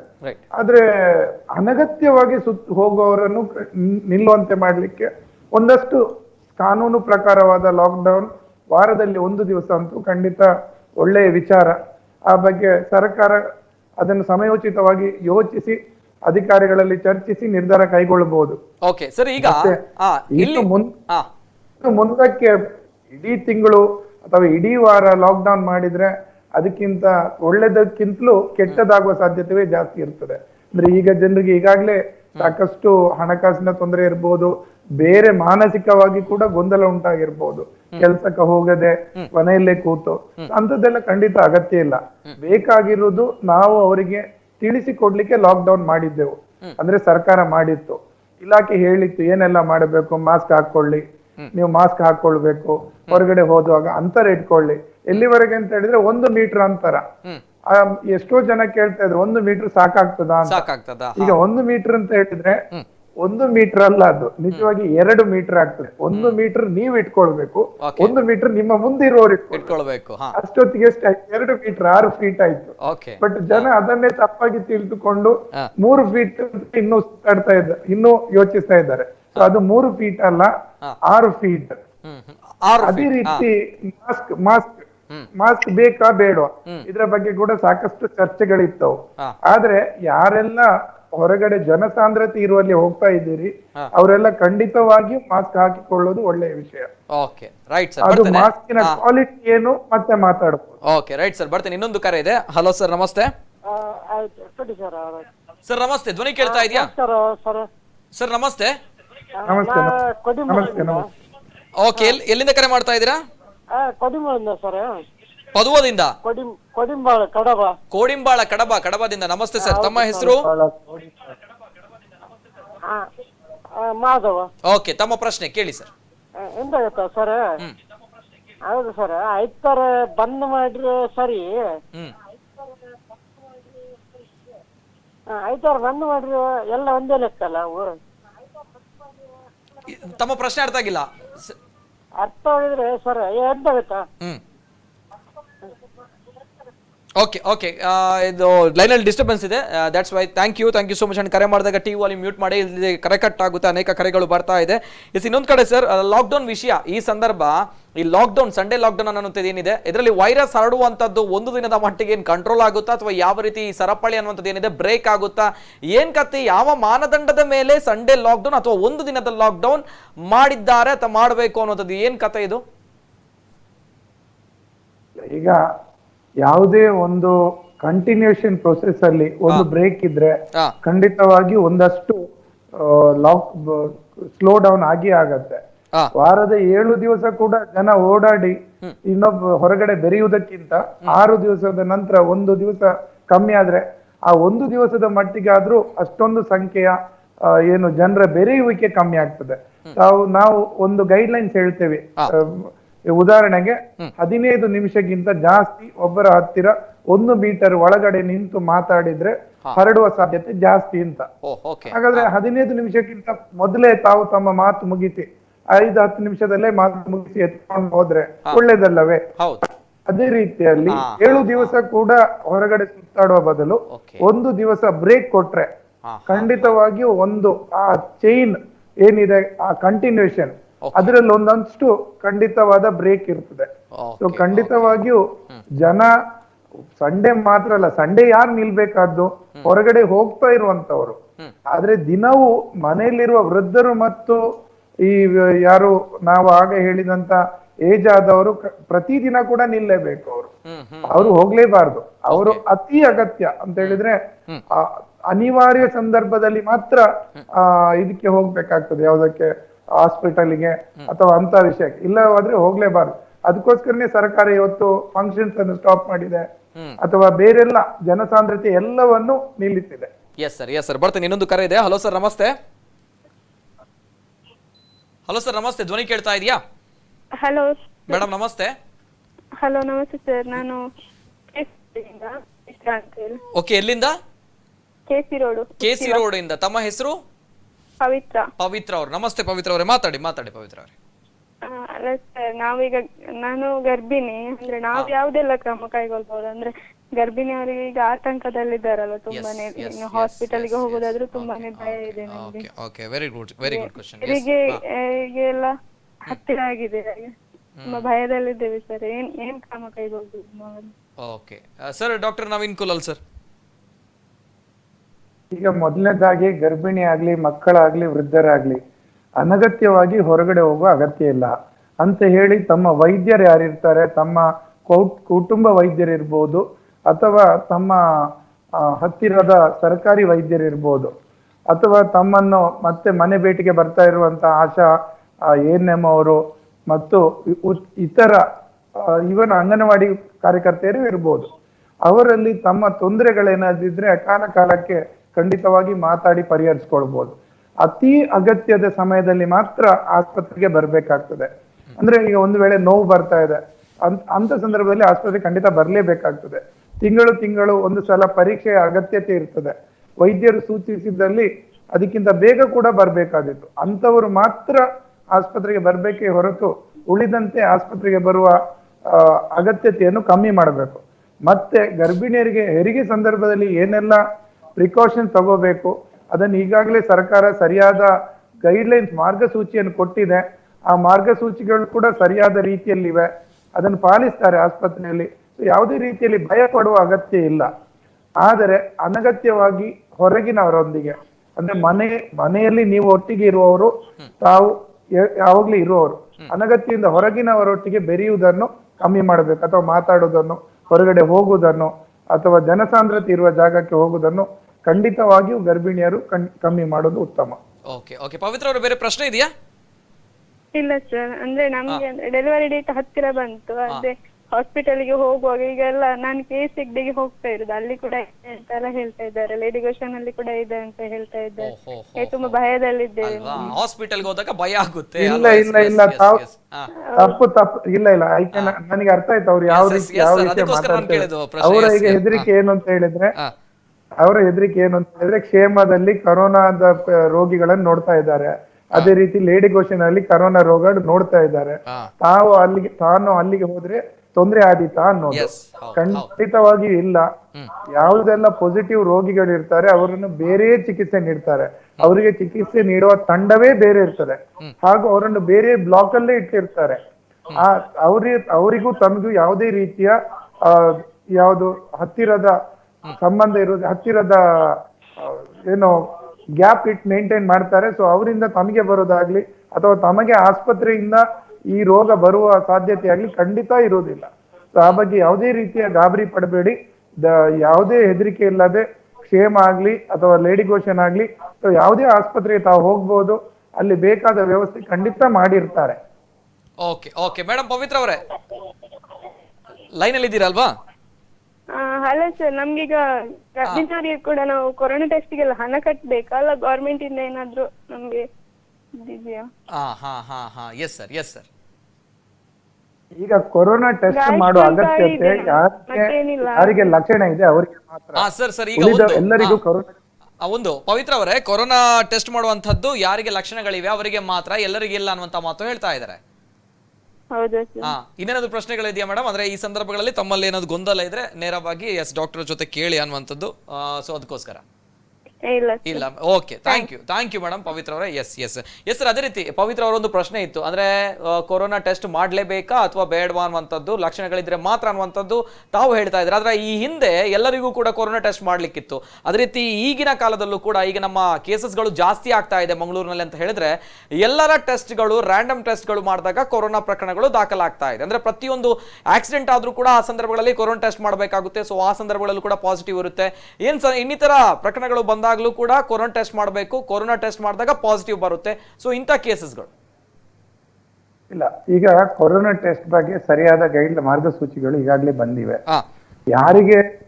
ಯಾರು ಪ್ರೈಮರಿ ಕಾಂಟ್ಯಾಕ್ಟ್ ಇರ್ತಾರೆ ಅವರಲ್ಲಿ ಸೋಂಕು ಇದ್ರೆ ಪರೀಕ್ಷೆ ಮಾಡ್ಬೇಕಾಗತ್ತೆ. ಅಥವಾ ಯಾರಿಗಾದ್ರೂ ಯಾವ್ದಾದ್ರು ಪ್ರೊಸೀಜರ್ ಆಗ್ಲಿಕ್ಕಿದ್ರೆ, ಅಂದ್ರೆ ಯಾವ್ದಾದ್ರು ಆಪರೇಷನ್ ಆಗ್ಬೇಕು ಅಥವಾ ಬೇರೆ ಏನಾದ್ರೂ ಸರ್ಜಿಕಲ್ ಪ್ರೊಸೀಜರ್, ಆಗ ಅವರಿಗೆ ಕೊರೋನಾ ಟೆಸ್ಟ್ ಅನ್ನು ಸಂಬಂಧಪಟ್ಟ ವೈದ್ಯಾಧಿಕಾರಿಗಳು ಸೂಚಿಸ್ತಾರೆ. ಅಥವಾ ಯಾರಾದ್ರೂ ಬೇರೆ ವಿದೇಶದಿಂದ ಬಂದಿದ್ದಾರೆ ಅವರಿಗೆ ಕೊರೋನಾ ಟೆಸ್ಟ್ ಮಾಡಬೇಕಾಗ್ತದೆ. ಎಲ್ಲರಿಗೂ ಕೊರೋನಾ ಟೆಸ್ಟ್ ಮಾಡುವ ಅಗತ್ಯತೆ ಖಂಡಿತ ಇಲ್ಲ, ಹಾಗೂ ಮಾಡಲು ಬಾರದು.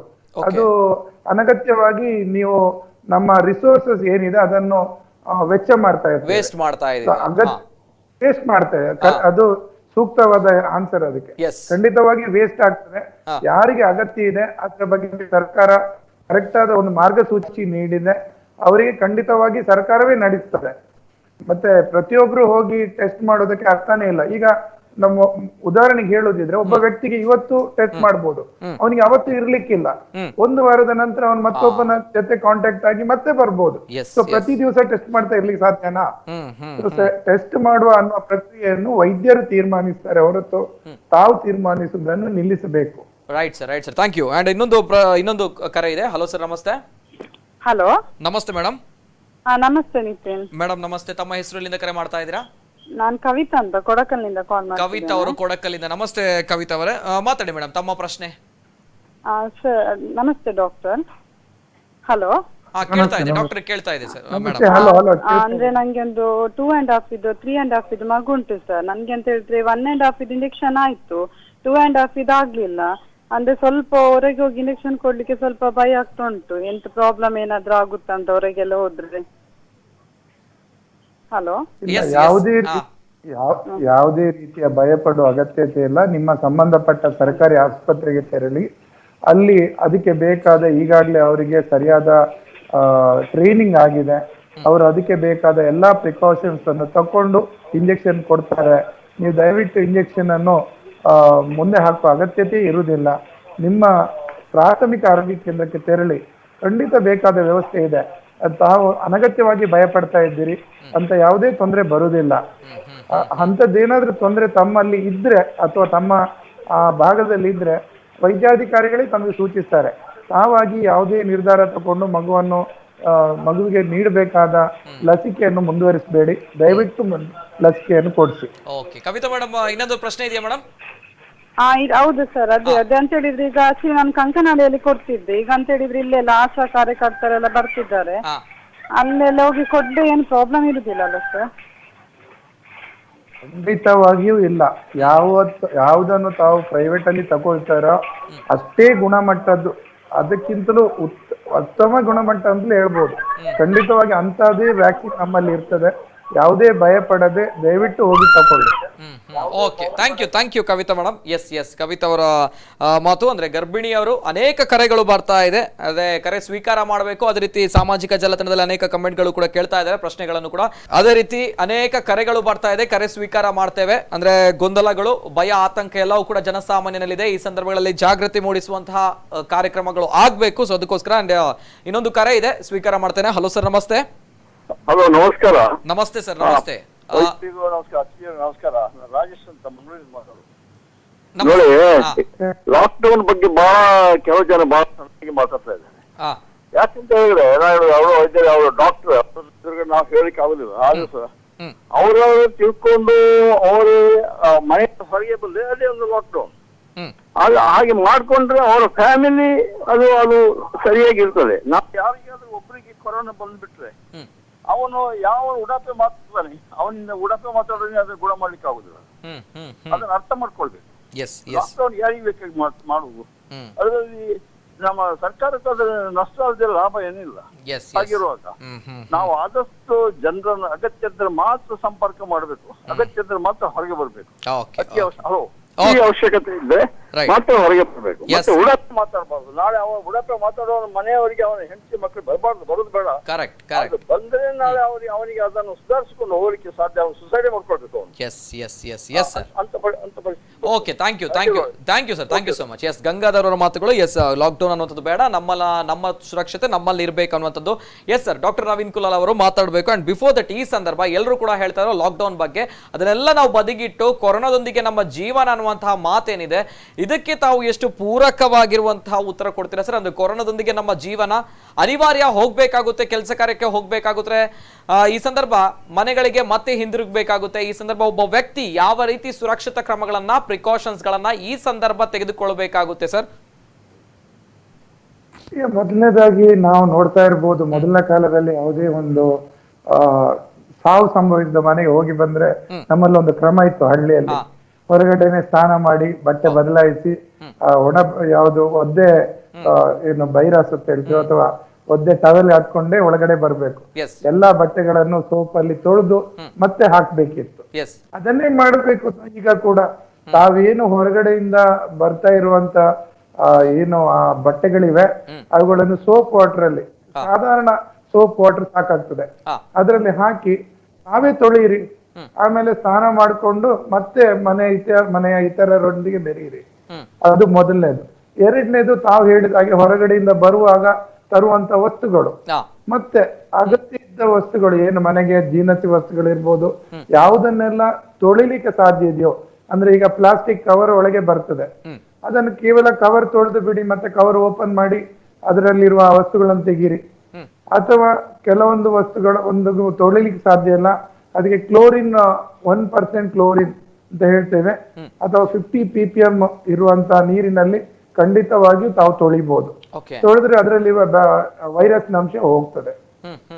ಮುಖ್ಯವಾಗಿ ಬೇಕಾಗಿರೋದು ಇಷ್ಟೇ, ವೈರಸ್ ನಿಮ್ಮ ಮನೆಯಲ್ಲಿ ಈಗ ನಿಮ್ಮ ಮನೆಯಲ್ಲಿ ಯಾವುದೇ ವೈರಸ್ ಬರ್ಬೇಕಾದ್ರೆ ಹೊರಗಡೆಯಿಂದ ಬರ್ಬೇಕು. ಹೊರಗಡೆಯಿಂದ ಅದನ್ನು ಮನೆಯ ಒಳಗೆ ಬಾರದ ರೀತಿಯಲ್ಲಿ ಕೆಲವೊಂದು ಅಷ್ಟು ಕಾಮನ್ ಸೆನ್ಸ್, ಸಾಮಾನ್ಯ ಜ್ಞಾನ ಉಪಯೋಗಿಸಿದ್ರೆ ಸಾಕು. ಸೋಪ್ ಹಾಕಿ ತೊಳಿಬಹುದು. ಮತ್ತೆ ಸ್ಯಾನಿಟೈಸರ್ ಹೇಳ್ತಾ ಇರ್ತೇವೆ. ಸ್ಯಾನಿಟೈಸರ್ ಯಾವಾಗ ಬೇಕು ಅಂತ ಹೇಳಿದ್ರೆ, ಯಾವಾಗ ತಮ್ಮಲ್ಲಿ ಸೋಪ್ ಹಾಕಿ ಕೈ ತೊಳಿಲಿಕ್ಕೆ ಸಾಧ್ಯವಿರುವುದಿಲ್ಲವೋ ಅಂತ ಸಮಯದಲ್ಲಿ ಸ್ಯಾನಿಟೈಸರ್ ಉಪಯೋಗಿಸಬಹುದು. ಅದಲ್ಲದೆ ಸೋಪ್ ವಾಟರ್ ಎಲ್ಲಕ್ಕಿಂತ ಉತ್ತಮ. ಆದ್ರೆ ಒಂದು ವಿಷಯ, ತಾವು ಸೋಪ್ ವಾಟರ್ ಅಲ್ಲಿ ತೊಳೆಯುವಾಗ ಸುಮಾರು 20 ಸೆಕೆಂಡ್ಗಳಷ್ಟು ಕಾಲ ಆದ್ರೂ ಸೋಪ್ ತಮ್ಮ ಆ ಕೈಗಳ ಅಥವಾ ಯಾವ ಭಾಗವನ್ನು ತೊಳಿಬೇಕು ಅಂತ ಯೋಚಿಸ್ತಿರೋ ದೇಹದ ಆ ಭಾಗದಲ್ಲಿ ಸೋಪ್ 20 ಸೆಕೆಂಡ್ ಅಷ್ಟು ಹೊತ್ತಿ ಇರ್ಬೇಕು. ಅದ್ ಮಾತ್ರ ಬೇಕಾಗಿರುತ್ತೆ. ಅಲ್ಲ ಸೋಪ್ ವಾಟರ್ ಸಾಧ್ಯ ಇಲ್ಲ, ಸ್ಯಾನಿಟೈಸರ್ ಉಪಯೋಗಿಸಬಹುದು. ಇದಲ್ಲದೆ ಮತ್ತೆ ಹೊರಗಡೆಯಿಂದ ಬಂದ ವಸ್ತುಗಳ ಬಗ್ಗೆ ನಾವು ಈಗಾಗಲೇ ಹೇಳಿದೆವು. ಮತ್ತೆ ಅನಗತ್ಯವಾಗಿ ಈಗ ಡ್ರೆಸ್ ಖರೀದಿ ಮಾಡೋದು ಅಥವಾ ಅನಗತ್ಯವಾಗಿ ಹೊರಗಡೆಯಿಂದ ವಸ್ತುಗಳನ್ನು ತರೋದು ಖಂಡಿತವಾಗಿ ಈ ಸಮಯದಲ್ಲಿ ಅಷ್ಟೊಂದು ಸೂಕ್ತ ಅಲ್ಲ. ಇಂಥ ಕೆಲವೊಂದು ಸಣ್ಣ ಪುಟ್ಟ, ಇದೇನು ದೊಡ್ಡ ಇದರಲ್ಲಿ ರಾಕೆಟ್ ಸೈನ್ಸ್ ಇಲ್ಲ, ಇದು ಚಿಕ್ಕ ಚಿಕ್ಕ ವಿಷಯಗಳು.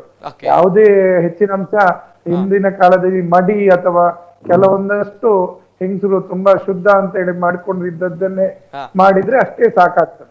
ಓಕೆ ಓಕೆ ಸರ್, ಇನ್ನೊಂದ್ ಕಡೆ ತಾವು ಹೇಳಿದ್ರಿ ಬರ್ತಾನೆ ಬಿಫೋರ್ ದಟ್ ಅನೇಕ ಕರೆಗಳು ಬರ್ತಾ ಇದೆ. ಇನ್ನೊಂದು ಕರೆ ಸ್ವೀಕಾರ ಮಾಡ್ತಾನೆ. ಹಲೋ ಸರ್, ನಮಸ್ತೆ. ಹಲೋ ಸರ್, ನಮಸ್ತೆ. ನಮಸ್ತೆ ಸರ್, ತಮ್ಮ ಹೆಸರು ಎಲ್ಲಿಂದ ಕರೆ ಮಾಡ್ತಾ ಇದ್ದೀರಾ? ನಾನು ರಾಜೇಶ್ ಅಂತ ಹೇಳಿ ಸರ್, ತಡೆಕೊಳ್ಳಿ ತುಂಬೆಯಿಂದ ಮಾತಾಡ್ತೀನಿ. ತುಂಬೆಯಿಂದ ರಾಜೇಶ್ ಅವರು. ನಮಸ್ತೆ ರಾಜೇಶ್ ಅವರೇ, ಮಾತಾಡಿ ಸರ್. ಸರ್, ಇದು ಮಾಧ್ಯಮದಲ್ಲಿ ತುಂಬಾನೇ ಬರ್ತಾ ಇದೆ, ಜನಗಳಿಗೆ ಅವೇರ್ನೆಸ್, ಮಾಸ್ಕ್ ಹಾಕಬೇಕು ಅಂತ ಹೇಳಿ. ಆದ್ರೂ ವೆಹಿಕಲ್ ಅಲ್ಲಿ ಹೋಗುವವರಿಗೆ ಮಾತ್ರ ಈ ಒಂದು ಫೈನ್ ಎಲ್ಲ, ಪೆನಾಲ್ಟಿ ಎಲ್ಲ ಹಾಕ್ತೀರಿ. ಅಂಗಡಿಯಲ್ಲಿ ಅಥವಾ ಮಾರುಕಟ್ಟೆಯಲ್ಲಿ ಓಡಾಡುವ ಜನಗಳು ಮಾಸ್ಕ್ ಅನ್ನ ಹಾಕ್ತಾನೆ ಇರುವುದಿಲ್ಲ ಸರ್. ಹಾಕಿದವರ ಮೇಲೆನೆ ಒಂದು ನಮೂನೆಯಾಗಿ ನೋಡ್ತಾರೆ. ಸೊ ಅಂತವರಿಗೆ ಇನ್ನಷ್ಟು ಪೊಲೀಸ್ ಫೋರ್ಸ್ ಗಳನ್ನ ಹಾಕಿ ಬಿಗುವಿನ ಕ್ರಮವನ್ನು ತಗೊಳ್ಬೇಕು ಅಂತ ನಾನು ಕೇಳ್ಕೊಳ್ತೇನೆ ಸರ್.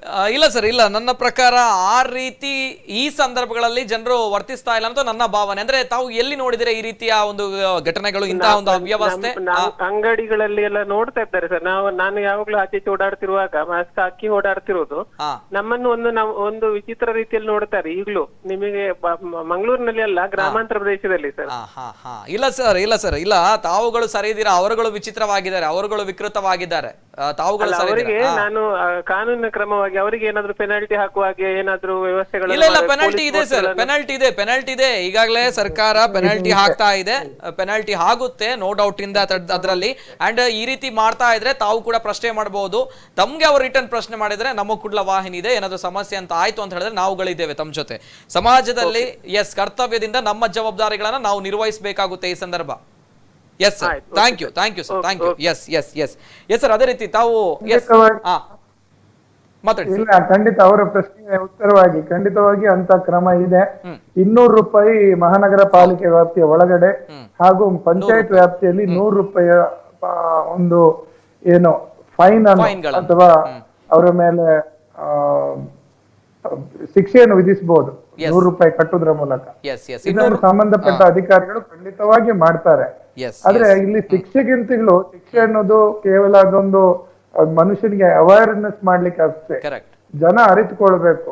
ಅವ್ರು ಹೇಳಿದಾಗೆ ಅಂಗಡಿಯಲ್ಲಿ ಕೂತವನು ಎಲ್ಲಕ್ಕಿಂತ ಮೊದಲು ಮಾಸ್ಕ್ ಹಾಕ್ಬೇಕು. ನಾವು ಇವತ್ತು ಕೂಡ ಸುರತ್ಕಲ್ ಪರಿಸರದಲ್ಲಿ ಸಾಕಷ್ಟು ಜನರಿಗೆ ಫೈನ್ ಹಾಕ್ಲಿಕ್ಕೆ ಹೋಗಿ ತೆರಳಿದ್ದೆವು. ಫೈನ್ ಕೂಡ ಮಹಾನಗರ ಪಾಲಿಕೆ ವತಿಯಿಂದ ಹಾಕಿದ್ದಾರೆ. ಯಾಕಂತ ಹೇಳಿದ್ರೆ ಅಂಗಡಿಯಲ್ಲಿ ಕೂತವನು ಜಾಸ್ತಿ ಜನರೊಟ್ಟಿಗೆ ಬೆರೀತಾನೆ, ಗ್ರಾಹಕರೊಂದಿಗೆ. ಅವರು ಮೊದಲಿಗೆ ಹಾಕ್ಬೇಕು. ಅವರು ಹೇಳಿದ ಪ್ರಶ್ನೆ ಖಂಡಿತವಾಗಿಯೂ ಸರಿಯಾದ ಪ್ರಶ್ನೆ. ಎಸ್ ಎಸ್ ಸರ್, ಇನ್ನೊಂದು ಕರೆ ಇದೆ. ಹಲೋ ಸರ್, ನಮಸ್ತೆ. ಹಲೋ ಸರ್, ನಮಸ್ತೆ. ನಮಸ್ತೆ ಸರ್. ನಮಸ್ತೆ ಸರ್, ತಮ್ಮ ಹೆಸರು ಎಲ್ಲಿಂದ ಕರೆ ಮಾಡ್ತಾ ಇದ್ದೀರಾ? ನಾನು ರವಿರಾಜ್ ಎಲ್ಖಾನ್ ಅಂತ, ಕಾಸರಗೋಡಿಂದ. ಕಾಸರಗೋಡಿಂದ. ನಮಸ್ತೆ ರವಿರಾಜ್ ಅವರೇ, ಮಾತಾಡಿ ಸರ್ ತಮ್ಮ ಪ್ರಶ್ನೆ. ಹೌದು, ನಮ್ಮ ವಿನಯ್ ಕುಮಾರ್ ಅವರಲ್ಲಿ ಮಾತಾಡ್ಲಿಕ್ಕೆ ಫೋನ್ ಮಾಡಿದ್ದು. ಎಸ್, ಮಾತಾಡಿ ಸರ್, ನವೀನ್ ಕುಲಾಲ್ ಅವರ ಜೊತೆ. ಎಸ್, ನಮಸ್ತೆ ಸರ್. ನಮಸ್ತೆ ವಿನಯ್ ಅವರು, ಮಾತಾಡಿ ತಮ್ಮ ಪ್ರಶ್ನೆ ಸರ್. ಸರ್, ಅವರು ತುಂಬಾ ಒಳ್ಳೆಯ ಕಲಾವಿದ. ಅವರು ಎಲ್ಲರಿಗೂ ನಮ್ಮಂತಹ ಸಣ್ಣ ಸಣ್ಣ ಕಲಾವಿದರಿಗೆ ಬೆನ್ನು ತಟ್ಟಿ ಮೇಲೆ ಕೊಂಡು ಹೋಗುವಂತಹ. Okay sir, thank you. ತಪ್ಪಿ ಕರೆ ಮಾಡಿದ್ರೆ ಅಂತ ಕಾಣ್ತಾ ಇದೆ ತಾವುಗಳು, ಕಾಸರಗೋಡಿಂದ ಕರೆ ಮಾಡಿದ್ರೆ. And thank you so much. Yes sir, doctor Naveen Kulal ಅವರು, ಇನ್ನೊಂದ್ ಕಡೆ ತಾವು ಒಂದು ಮಾತು ಹೇಳಿದ್ರಿ, ಈಗ ಔಟ್ ಸೈಡ್ ಇಂದ ಅಂದ್ರೆ ಹೊರಗಡೆಯಿಂದ ಏನಾದ್ರೂ ಕೂಡ ನಾವು ತೆಗೆದುಕೊಂಡು ಬಂದಾಗ ಸ್ವಲ್ಪ ಸೀರಿಯಸ್ ಆಗಿರ್ಬೇಕು ಅಥವಾ ಸ್ವಲ್ಪ ಜಾಗ್ರತೆಯನ್ನು ನಾವು ವಹಿಸ್ಕೊಳ್ಬೇಕು ಅನ್ನೋದು, ಸುರಕ್ಷತೆ ವಹಿಸ್ಕೊಳ್ಬೇಕು ಅನ್ನೋಂಥದ್ದು. ಹಾಗಾದ್ರೆ ದೊಡ್ಡ ಪ್ರಶ್ನೆ ಬರುತ್ತೆ ಈ ಸಂದರ್ಭ, ಜನರು ಕೇಳ್ತಾ ಇರುವಂತಹ ಪ್ರಶ್ನೆ. ತರಕಾರಿಗಳನ್ನು ತರ್ತಾರೆ, ಮೀನು ಮಾಂಸ ಈ ರೀತಿಯ ವಸ್ತುಗಳನ್ನು ತರ್ತಾರೆ. ಎಸ್, ತಾವು ಹೇಳಿದ್ರಿ ಬಟ್ಟೆ ಬರೆಗಳನ್ನ ಅವಾಯ್ಡ್ ಮಾಡ್ಬೇಕು. ಎಸ್, ಮಾಡ್ಕೊಳ್ಬೇಕಾಗುತ್ತೆ. ಅಂದ್ರೆ ದಿನನಿತ್ಯ ವಸ್ತುಗಳನ್ನ ನಾವು ಹೊರಗಡೆಯಿಂದಲೇ ತರಬೇಕಾಗುತ್ತೆ. ಏನ್ ಮಾಡ್ಬೇಕು ಈ ಸಂದರ್ಭ ಅಂದ್ರೆ, ತಾವು ಹೇಳಿದ ಹಾಗೆ ಬಟ್ಟೆಗಳನ್ನ ವಾಶ್ ಮಾಡಬೇಕು ತಾವು ಹೇಳಿದ್ರಿ, ಓಕೆ ಮಾಡ್ಕೊಳ್ತಾರೆ. ಆದ್ರೆ ವಾಟ್ ಅಬೌಟ್ ಅದರ್ ಥಿಂಗ್ಸ್ ಅನ್ನುವಂತ ಪ್ರಶ್ನೆ ಬರುತ್ತೆ, ಅದರಲ್ಲೂ ಕೂಡ ಹರಡುತ್ತೆ ಅನ್ನುವಂತ ಮಾತುಗಳು. ಎಸ್ ಸರ್, ಖಂಡಿತವಾಗಿಯೂ ತರಕಾರಿ ಅಥವಾ ಬೇರೆ ಹಣ್ಣು ಹಂಪಲುಗಳನ್ನು ಸರಿಯಾದ ರೀತಿಯಲ್ಲಿ ತೊಳಿಬಹುದು. ಅದಕ್ಕೆ ನಾನು ಅಲ್ಲಿ ಹೇಳಿದೆ, 50 ppm ಇರುವ ಕ್ಲೋರಿನ್ ಸೊಲ್ಯೂಷನ್ ಅದರಲ್ಲಿ ತೊಳೆದ್ರೆ ಖಂಡಿತ ಅದರಲ್ಲಿರುವ ವೈರಸ್ ಹೋಗ್ತದೆ. ಹಾಗೂ ಈ 50 ppm ಕ್ಲೋರಿನ್ ಸೊಲ್ಯೂಷನ್ ಇಂದ ತೊಳೆದ್ರಿಂದ ನಮಗೆ ಯಾವುದೇ ರೀತಿಯ ತೊಂದರೆ ಇರುವುದಿಲ್ಲ. ನಾವು ನೋಡ್ತಾ ಇರ್ಬೋದು, ಕ್ಲೋರಿನ್ ಅನ್ನು ನಾವು ನೀರನ್ನು ಶುದ್ಧೀಕರಿಸಲಿಕ್ಕೆ ಕೂಡ ಯೂಸ್ ಮಾಡ್ತಾ ಇದ್ದೇವೆ, ಸಾಕಷ್ಟು ಸಮಯದಿಂದ ಯೂಸ್ ಮಾಡ್ತಾ ಇದ್ದೇವೆ. ಈಗ ತುಂಬೆಯಲ್ಲಿ ಇರ್ಬೋದು ಅಥವಾ ಯಾವುದೇ ನೀರು ಶುದ್ಧೀಕರಣ ಘಟಕದಲ್ಲಿ ಈ ಕ್ಲೋರಿನ್ ಅನ್ನು ಉಪಯೋಗಿಸ್ತೇವೆ. ಸೊ ಅದೇ ಕ್ಲೋರಿನ್ ಅಲ್ಲಿ ತಾವು ತಮ್ಮ ತರಕಾರಿ ಇರ್ಬೋದು ಅಥವಾ ಹಣ್ಣು ಹಂಪಲುಗಳಿರ್ಬೋದು, ಈವನ್ ಮೀನು ಮಾಂಸಗಳನ್ನು ಕೂಡ ತೊಳೆದು ಆ ನಂತರ ನಮ್ಮ ಸಾಧಾರಣ ನೀರಲ್ಲಿ ತೊಳೆದು ಮತ್ತೆ ಉಪಯೋಗಿಸಿದಲ್ಲಿ ಯಾವುದೇ ತೊಂದರೆ ಬರುವುದಿಲ್ಲ. ಖಂಡಿತ ಇದನ್ನು ಉಪಯೋಗಿಸಬಹುದು. ಹಾಗೂ ಯಾವುದಕ್ಕೆಲ್ಲ ಸೋಪ್ ಹಚ್ಚಿ ತೊಳಿಬಹುದು ಅದನ್ನು ಸೋಪ್ ಹಚ್ಚಿ ತೊಳಿಬಹುದು. ಅಂದ್ರೆ ಕವರ್ ಇರುವ, ಈಗ ಪ್ಲಾಸ್ಟಿಕ್ ಕವರ್ ಅಲ್ಲಿ ಏನಾದ್ರು ತಗೊಂಡ್ಬಂದಿರಿ, ಸೊ ಕವರ್ ಅಲ್ಲಿ ತೊಳೆದು ಬಿಡಿ, ಒಳಗಿನ ವಸ್ತುಗಳಿಗೆ ಅಂತೂ ಏನು ತೊಂದರೆ ಇರಲ್ಲ. ಮತ್ತೆ ಯಾವುದು ಬೇಯಿಸಿ ತಿಂತೇವೆ ಅದರಿಂದ ಯಾವುದು ಅಂತ ದೊಡ್ಡ ಮಟ್ಟದ ತೊಂದರೆ ಖಂಡಿತವಾಗಿ ಬರ್ಲಿಕ್ಕೆ ಸಾಧ್ಯ ಇಲ್ಲ. ಇಲ್ಲಿ ಮುಖ್ಯವಾಗಿ ಬೇಕಾಗಿರೋದು ನಮ್ಮ ಪ್ರವೃತ್ತಿ. ಜನರಿಗೆ ಈ ಮೂಗು, ಬಾಯಿ ಮತ್ತು ಕಣ್ಣನ್ನು ಮುಟ್ಟಿಕೊಳ್ಳುವ ಏನು ಪ್ರವೃತ್ತಿ ಇದೆ ಅದನ್ನು ಕಮ್ಮಿ ಮಾಡ್ಕೊಳ್ಬೇಕು. ಹರಡುವುದು ಹೇಗೆ? ಕೈಯಲ್ಲಿ ತಾವು ಮುಟ್ಟಿದ ವಸ್ತುವಲ್ಲಿ ಇದ್ದಂತ ವೈರಸ್ ಅಲ್ಲಿಂದ ತಮ್ಮ ಬಾಯಿ ಅಥವಾ ಕಣ್ಣು ಅಥವಾ ಮೂಗನ್ನು ಸೇರಿದ್ರೆ ಮಾತ್ರ ಹರಡುತ್ತದೆ. ಅದರಷ್ಟಿಗೆ ತನ್ನಷ್ಟಿಗೆ ಅದು ಇನ್ನೊಂದು ದೇಹವನ್ನು ಸೇರುದಿಲ್ಲ. ಆದ್ರೆ ಕೆಮ್ಮುವುದು ಬೇರೆ ವಿಷಯ. ಒಂದು ವಸ್ತುವಿಂದ ಬರ್ಬೇಕಾದ್ರೆ ನೀವಾಗಿ ಅದನ್ನು ಪಡ್ಕೊಳ್ಬೇಕಾದ್ರೆ ನೀವು ಅದನ್ನು ಮುಟ್ಟಿ ನಿಮ್ಮ ಮುಖವನ್ನು ಮುಟ್ಕೊಂಡಿರುತ್ತೀರಿ. ಅದರ ನಡುವಲ್ಲಿ ಕೈ ತೊಳೆಯುವುದು ಅಗತ್ಯ ಅನ್ನೋದು ಅಲ್ಲಿ ಮುಖ್ಯವಾದ ಅಂಶ. ರೈಟ್ ಸರ್, ಬರ್ತೇನೆ. ಇನ್ನೊಂದು ಕರೆ ಇದೆ. ಹಲೋ ಸರ್, ನಮಸ್ತೆ. ಧ್ವನಿ ಕೇಳ್ತಾ ಇದೆಯಾ? ಕೇಳ್ತೇವೆ ಸರ್. ನಮಸ್ತೆ. ನಮಸ್ತೆ ಸರ್, ತಮ್ಮ ಹೆಸರು ಎಲ್ಲಿಂದ ಕರೆ ಮಾಡ್ತಾ ಇದ್ದೀರಾ? ನಾನು ಪಡುಬಿದ್ರಿಂದ ಅಬುಸಾಲಿ ಅಂತ. ಪಡುಬಿದ್ರಿಂದ. ನಮಸ್ತೆ ಸರ್, ಮಾತಾಡಿ ತಮ್ಮ ಪ್ರಶ್ನೆ. ನಮಗೆ ಕುಲಾಲ್ ಸರ್ ಮಾತಾಡ್ಲಿಕ್ಕೆ ಡಾಕ್ಟರ್. ಎಸ್ ಸರ್, ಮಾತಾಡಿ ಸರ್. ದಯಮಾಡಿ ತಮ್ಮ ಟಿವಿ ವಾಲ್ಯೂಮ್ ಮ್ಯೂಟ್ ಮಾಡ್ಬೇಕು ಸರ್. ಈ ಕೊರೋನಾದ ಲಕ್ಷಣ ಯಾವ ತರ ಕಾಣ್ತದೆ ಅಂತ. Okay, very beautiful. Okay, right, thank you. ನನ್ನ ಯಾವ ತರ ಕಾಣ್ತದೆ, ಯಾವ ತರ ಅಂತ ಅದು ಬರುವುದು ಲಕ್ಷಣಗಳು ಏನಂತ. ಲಕ್ಷಣಗಳು ಅಲ್ವಾ? ಯಾಕಂದ್ರೆ ಶೀತ, ಜ್ವರ, ನೆಗಡಿ, ಕೆಮ್ಮು ಎಲ್ಲವೂ ಕೂಡ ಬರುತ್ತೆ. ಈ ಸಂದರ್ಭ ಕೊರೋನಾ ಅಂತ ಹೇಳಿದ್ರೆ ಯಾವ ರೀತಿ ಡಿಫ್ರೆನ್ಶಿಯೇಟ್ ಮಾಡ್ಬೇಕು ಗೊತ್ತಾಗ್ತಾ ಇಲ್ಲ ಅನ್ನೋ ತಮ್ಮ ಪ್ರಶ್ನೆ. ಗೊತ್ತಾಗ್ತಿಲ್ಲ. ಎಲ್ಲ ನೆಗಡಿ, ಮಳೆ, ಈಗ ಮಳೆಗಾಲ ಅಲ್ಲ, ಮಳೆಗಾಲದಲ್ಲಿ ಕೆಲವರಿಗೆ ಕೆಮ್ಮು, ಶೀತ, ಜ್ವರ. ವ್ಯಾಲ್ಯೂಯಬಲ್ ಪ್ರಶ್ನೆ. ನನ್ನ ಪ್ರಶ್ನೆ ಕೂಡ ಅದೇ ಇತ್ತು. ಮುಂದಿನ ಪ್ರಶ್ನೆ ತಾವು ಕೇಳಿದ್ರಿ. ಎಸ್ ಸರ್, ಕೇಳಬೇಕಾಗುತ್ತೆ. Thank you sir. ಎಸ್, ಯಾವ ರೀತಿ ಡಿಫ್ರೆನ್ಶಿಯೇಟ್ ಮಾಡ್ತೀರಾ ಅನ್ನೋ ಮಾತನ್ನು ಹೇಳ್ತಾ ಇದ್ರೆ ಸರ್. ಮಳೆಗಾಲ ಬೇರೆ, ಶೀತ, ಜ್ವರ, ಕೆಮ್ಮು ಎಲ್ಲವೂ ಕೂಡ ಇದೆ. ಇದರ ಜೊತೆ ಸಮಕಾಲೀನ ಪ್ರಶ್ನೆ ಅವ್ರದ್ದು. ಯಾಕಂತ ಹೇಳಿದ್ರೆ ಈ ಸಮಯದಲ್ಲಿ ಜೂನ್ ಜುಲೈಯಲ್ಲಿ ಸಾಕಷ್ಟು ವಿವಿಧ ರೀತಿಯ ಜ್ವರಗಳು ಬರ್ತವೆ. ಮೊದಲನೇದಾಗಿ ಡೆಂಗು ಇರ್ಬೋದು, ಮಲೇರಿಯಾ ಇರ್ಬೋದು, ಇನ್ಫ್ಲುಯೆನ್ಸಾ ಲೈಕ್ ಇಲ್ನೆಸ್ ಇರ್ಬೋದು, ಅಥವಾ ಇಲಿ ಜ್ವರ ಇರ್ಬೋದು. ಅದೇ ರೀತಿ ಈಗ ಹೊಸದಾದ ಕೋವಿಡ್ ಕೂಡ ಇರ್ಬೋದು. ಆದ್ರೆ ಕೋವಿಡ್ ಗೆ ಸಂಬಂಧಪಟ್ಟಂತೆ ನಮ್ಮಲ್ಲೊಂದು ವಿಶೇಷವಾದ ಲಕ್ಷಣ ಒಂದೆರಡು ಇದೆ. ಮೊದಲನೇದಾಗಿ ಯಾವುದೇ ವಸ್ತುವಿನ ರುಚಿ ಇಲ್ಲದಿರುವಿಕೆ. ಇನ್ನೊಂದು ಅದರ ವಾಸನೆ ಗ್ರಹಿಸುವಲ್ಲಿ ತೊಂದರೆ. ಅಂದ್ರೆ ವಾಸನೆ ಮನುಷ್ಯನ ಗ್ರಹಣ ಶಕ್ತಿ ಅಲ್ಲಿ ಕುಂಠಿತ ಆಗ್ತದೆ. ಇನ್ನೊಂದು ರುಚಿ ಅಂತ ಹೇಳಿದ್ರೆ ಬಾಯಲ್ಲಿ ಯಾವುದೇ ರುಚಿ ಸಿಗುದಿಲ್ಲ. ಇದೆರಡು ವಿಶೇಷವಾಗಿ ಕಂಡು ಬರ್ತದೆ. ಇದಲ್ಲದೆ ಮತ್ತೆ ತಲೆನೋವು, ಮೈಕೈ ನೋವು, ಜ್ವರ, ಎದ್ದು ನಿಲ್ಲಲಿಕ್ಕಾಗದಷ್ಟು ಸುಸ್ತು, ಇಷ್ಟು ಲಕ್ಷಣಗಳು ವಿಶೇಷವಾಗಿ ಕೋವಿಡ್ ಅಲ್ಲಿ ಕಂಡು ಬಂದ್ರೆ, ಮತ್ತೆ ನಾವು ಡೆಂಗು ಮಲೇರಿಯಾಕ್ಕೆ ಹೋದ್ರೆ ಮಲೇರಿಯಾದಲ್ಲಿ ಬಿಟ್ಟು ಜ್ವರ ಬರ್ಬೋದು. ಡೆಂಗು ಅಲ್ಲಿ ಕಣ್ಣ ಗುಡ್ಡೆ ಹಿಂದ್ಗಡೆ ನೋವಿರ್ಬೋದು, ಅಥವಾ ನಮ್ಮ ಮೈ ಮೇಲೆ ಚರ್ಮದ ಮೇಲೆ ದದ್ದು ಬೀಳ್ತದೆ, ಅಥವಾ ಒಂಥರ ಚರ್ಮ ತೆಳುವಾಗಿ ಮುಟ್ಟಿದ್ರೆ ನಮ್ಮ ಕೈಯ ಇಂಪ್ರೆಷನ್ ಬರ್ತದೆ. ಇಲಿ ಜ್ವರ ಇದ್ರೆ ಜಾಂಡಿಸ್ ಲಕ್ಷಣ ತುಂಬಾ ಬೇಗನೆ ಕಾಣ್ಕೊಳ್ತವೆ. ಪ್ರತಿ ಒಂದು ಜ್ವರಕ್ಕೆ ಅದರದ್ದೇ ಆದ ಸಿಗ್ನೇಚರ್ ಕೆಲವೊಂದು ಲಕ್ಷಣಗಳಿರ್ತವೆ. ನಿಮ್ಮ ವೈದ್ಯರು ಅದರಲ್ಲಿ ತುಂಬಾ ಪರಿಣತರಿರ್ತಾರೆ. ತಾವು ತಮ್ಮನ್ನು ತಾವು ಜ್ವರವನ್ನು ಯಾವುದು ಅಂತ ಗುರುತಿಸುವ ಬದಲು ತಮ್ಮ ಜ್ವರದ ಲಕ್ಷಣಗಳನ್ನು ಸಂಬಂಧಪಟ್ಟ ವೈದ್ಯಾಧಿಕಾರಿಯವರಿಗೆ ತಿಳಿಸಿದ್ರೆ ಖಂಡಿತವಾಗಿಯೂ ತಮ್ಗೆ ಅವರು ಯಾವ ರೀತಿಯ ಜ್ವರ ಇರ್ಬೋದು ಅಂತ ಊಹಿಸಿ ಅದಕ್ಕೆ ಬೇಕಾದ ಪರೀಕ್ಷೆಗಳನ್ನು ನಡೆಸ್ತಾರೆ. Okay, right sir. ಬರ್ತೀನಿ. ಇನ್ನೊಂದು ಪ್ರಶ್ನೆ ಇದೆ. ಬಿಫೋರ್ ದಟ್ ಒಂದು ಕಾಲರ್ ಇದ್ದಾರೆ. ಹಲೋ ಸರ್, ನಮಸ್ತೆ. ನಮಸ್ಕಾರ ಸರ್. ನಮಸ್ತೆ ಸರ್. ತಮ್ಮ ಹೆಸರು ಎಲ್ಲಿಂದ ಕರೆ ಮಾಡ್ತಾ ಇದ್ದೀರಾ? ನಾನು ಪುತ್ತೂರಿಂದ ಅಜಿತ್ ಕುಮಾರ್ ಅಂತ. ಪುತ್ತೂರಿಂದ ಅಜಿತ್ ಅವರು. ನಮಸ್ತೆ ಅಜಿತ್ ಅವರೇ, ಮಾತಾಡಿ ತಮ್ಮ ಪ್ರಶ್ನೆ. ಸರ್, ಇದು ಕೊರೋನಾವನ್ನು ಓಡಿಸಲು ನನ್ನೊಂದು ಸಜೆಷನ್ ಸರ್. ಹೇಳಿ ಸರ್. ಹೇಳ್ಬೇಕಾ? ಹೇಳಿ ಸರ್, ಹೇಳಿ. ನಮ್ಮ ಇದು ಹಿಂದಿನ ಕಾಲದಲ್ಲಿ ಮನೆಯಲ್ಲಿ ಎಲ್ಲ ಯಜ್ಞ, ಹವನ, ಇದು ಹೋಮ ಎಲ್ಲ ಮಾಡ್ತಿದ್ರು. ಆಗ ಈ ಅದರಿಂದ ಬರುವಂತ ಧೂಪದಿಂದ ಎಲ್ಲ ಹೊಗೆಯಿಂದ ಎಲ್ಲ ವೈರಸ್ ಎಲ್ಲ ಸಾಯ್ತಿತ್ತು. ಮೇನ್ ಇದು ಹೋಮ ಹವನ ಎಲ್ಲ ಮಾಡುವ ಇದೇ ಅದಕ್ಕೆ ಬೇಕಾಗಿ ಮಾಡುವುದು. ಅದನ್ನು ಈಗ ಎಲ್ಲ ನಮ್ಮ ಭಾರತ ದೇಶ ಎಲ್ಲ ಮನೆಯಲ್ಲಿ ಡೈಲಿ ಅಂದ್ರೆ ಒಂದು ಪರ್ಟಿಕ್ಯುಲರ್ ಒಂದು ಡೇ ಅಲ್ಲಿ ಮಾಡಿದ್ರೆ ಈ ಕೊರೋನಾವನ್ನು ಓಡಿಸಬಹುದು ಅಂತ ನನ್ನೊಂದು ಅನಿಸಿಕೆ. ತಮ್ಮ ಅನಿಸಿಕೆ ಅಲ್ವಾ sir? Yes sir, yes sir. ಇಲ್ಲ, ವೆರಿ ಬ್ಯೂಟಿಫುಲ್. ಅಂದ್ರೆ ಉಷ್ಣಾಂಶದಲ್ಲಿ ಸಮಸ್ಯೆ ಅಂದ್ರೆ ಉಷ್ಣಾಂಶದಲ್ಲಿ ವೈರಸ್ಗಳು ಬದುಕಲ್ಲ ಅನ್ನುವಂಥದ್ದು, ಸುಟ್ರೆ ಹೋಗುತ್ತೆ ಅನ್ನುವಂಥದ್ದು. ಹೌದು, ಮನೆಯಲ್ಲಿ ಹೊಗೆ ಬರಬೇಕು. ಮನೆ ಡೈಲಿ ಒಂದು ಪರ್ಟಿಕ್ಯುಲರ್ ಡೇ ಅದಕ್ಕೆ ಮಾಡಿ ತಿಂಗಳಲ್ಲಿ ಒಂದು 2-3 ದಿವಸ ಇಡೀ ಭಾರತ ದೇಶದಲ್ಲಿ ಇದು ಹೋಮ ಹವನ ಯಜ್ಞ ಮಾಡಿದ್ರೆ ಅದರ ಹೊಗೆಯಿಂದ ಈ ಕೊರೋನಾ ವೈರಸ್ ಸಾಯ್ಬಹುದು ಅಂತ ನನ್ನ ಅನಿಸಿಕೆ. Okay, right sir. Thank you. ಕೇಳೋಣ ಸರ್ ಏನ್ ಹೇಳ್ತಾರೆ ಡಾಕ್ಟರ್ ಅಂತ ಹೇಳಿ. ಎಸ್ ಸರ್, ಏನ್ ಹೇಳ್ತೀರಾ ಸರ್? ಹವನದಿಂದ ಕೋವಿಡ್ ಬಗ್ಗೆ ನನಗೆ ಹೇಳಲಿಕ್ಕೆ ಕಷ್ಟ. ಆದ್ರೆ ದಿನಾಲು ಅವರು ಹೊಗೆ ಹಾಕಿದ್ರೆ ಖಂಡಿತ ಡೆಂಗು ಮಲೇರಿಯಾ ಕಮ್ಮಿ ಆಗ್ತದೆ. ದಿನಾಲು ಹಾಕ್ಬೇಕು ಮಾತ್ರ, ಬೆಳಿಗ್ಗೆ ಸಂಜೆ. ಡೆಂಗು ಬರ್ತಾ ಇರುವಂತ ಸೊಳ್ಳೆ ಅಂತೂ ಖಂಡಿತ ಮನೆಯಿಂದ ಓಡಿ ಹೋಗ್ತದೆ. ವೈರಸ್ ಗೆ ಸಂಬಂಧಪಟ್ಟಂತೆ ಇದನ್ನು ಖಚಿತವಾಗಿ ಹೇಳಲಿಕ್ಕೆ ಖಂಡಿತ ಸಾಧ್ಯ ಇಲ್ಲ.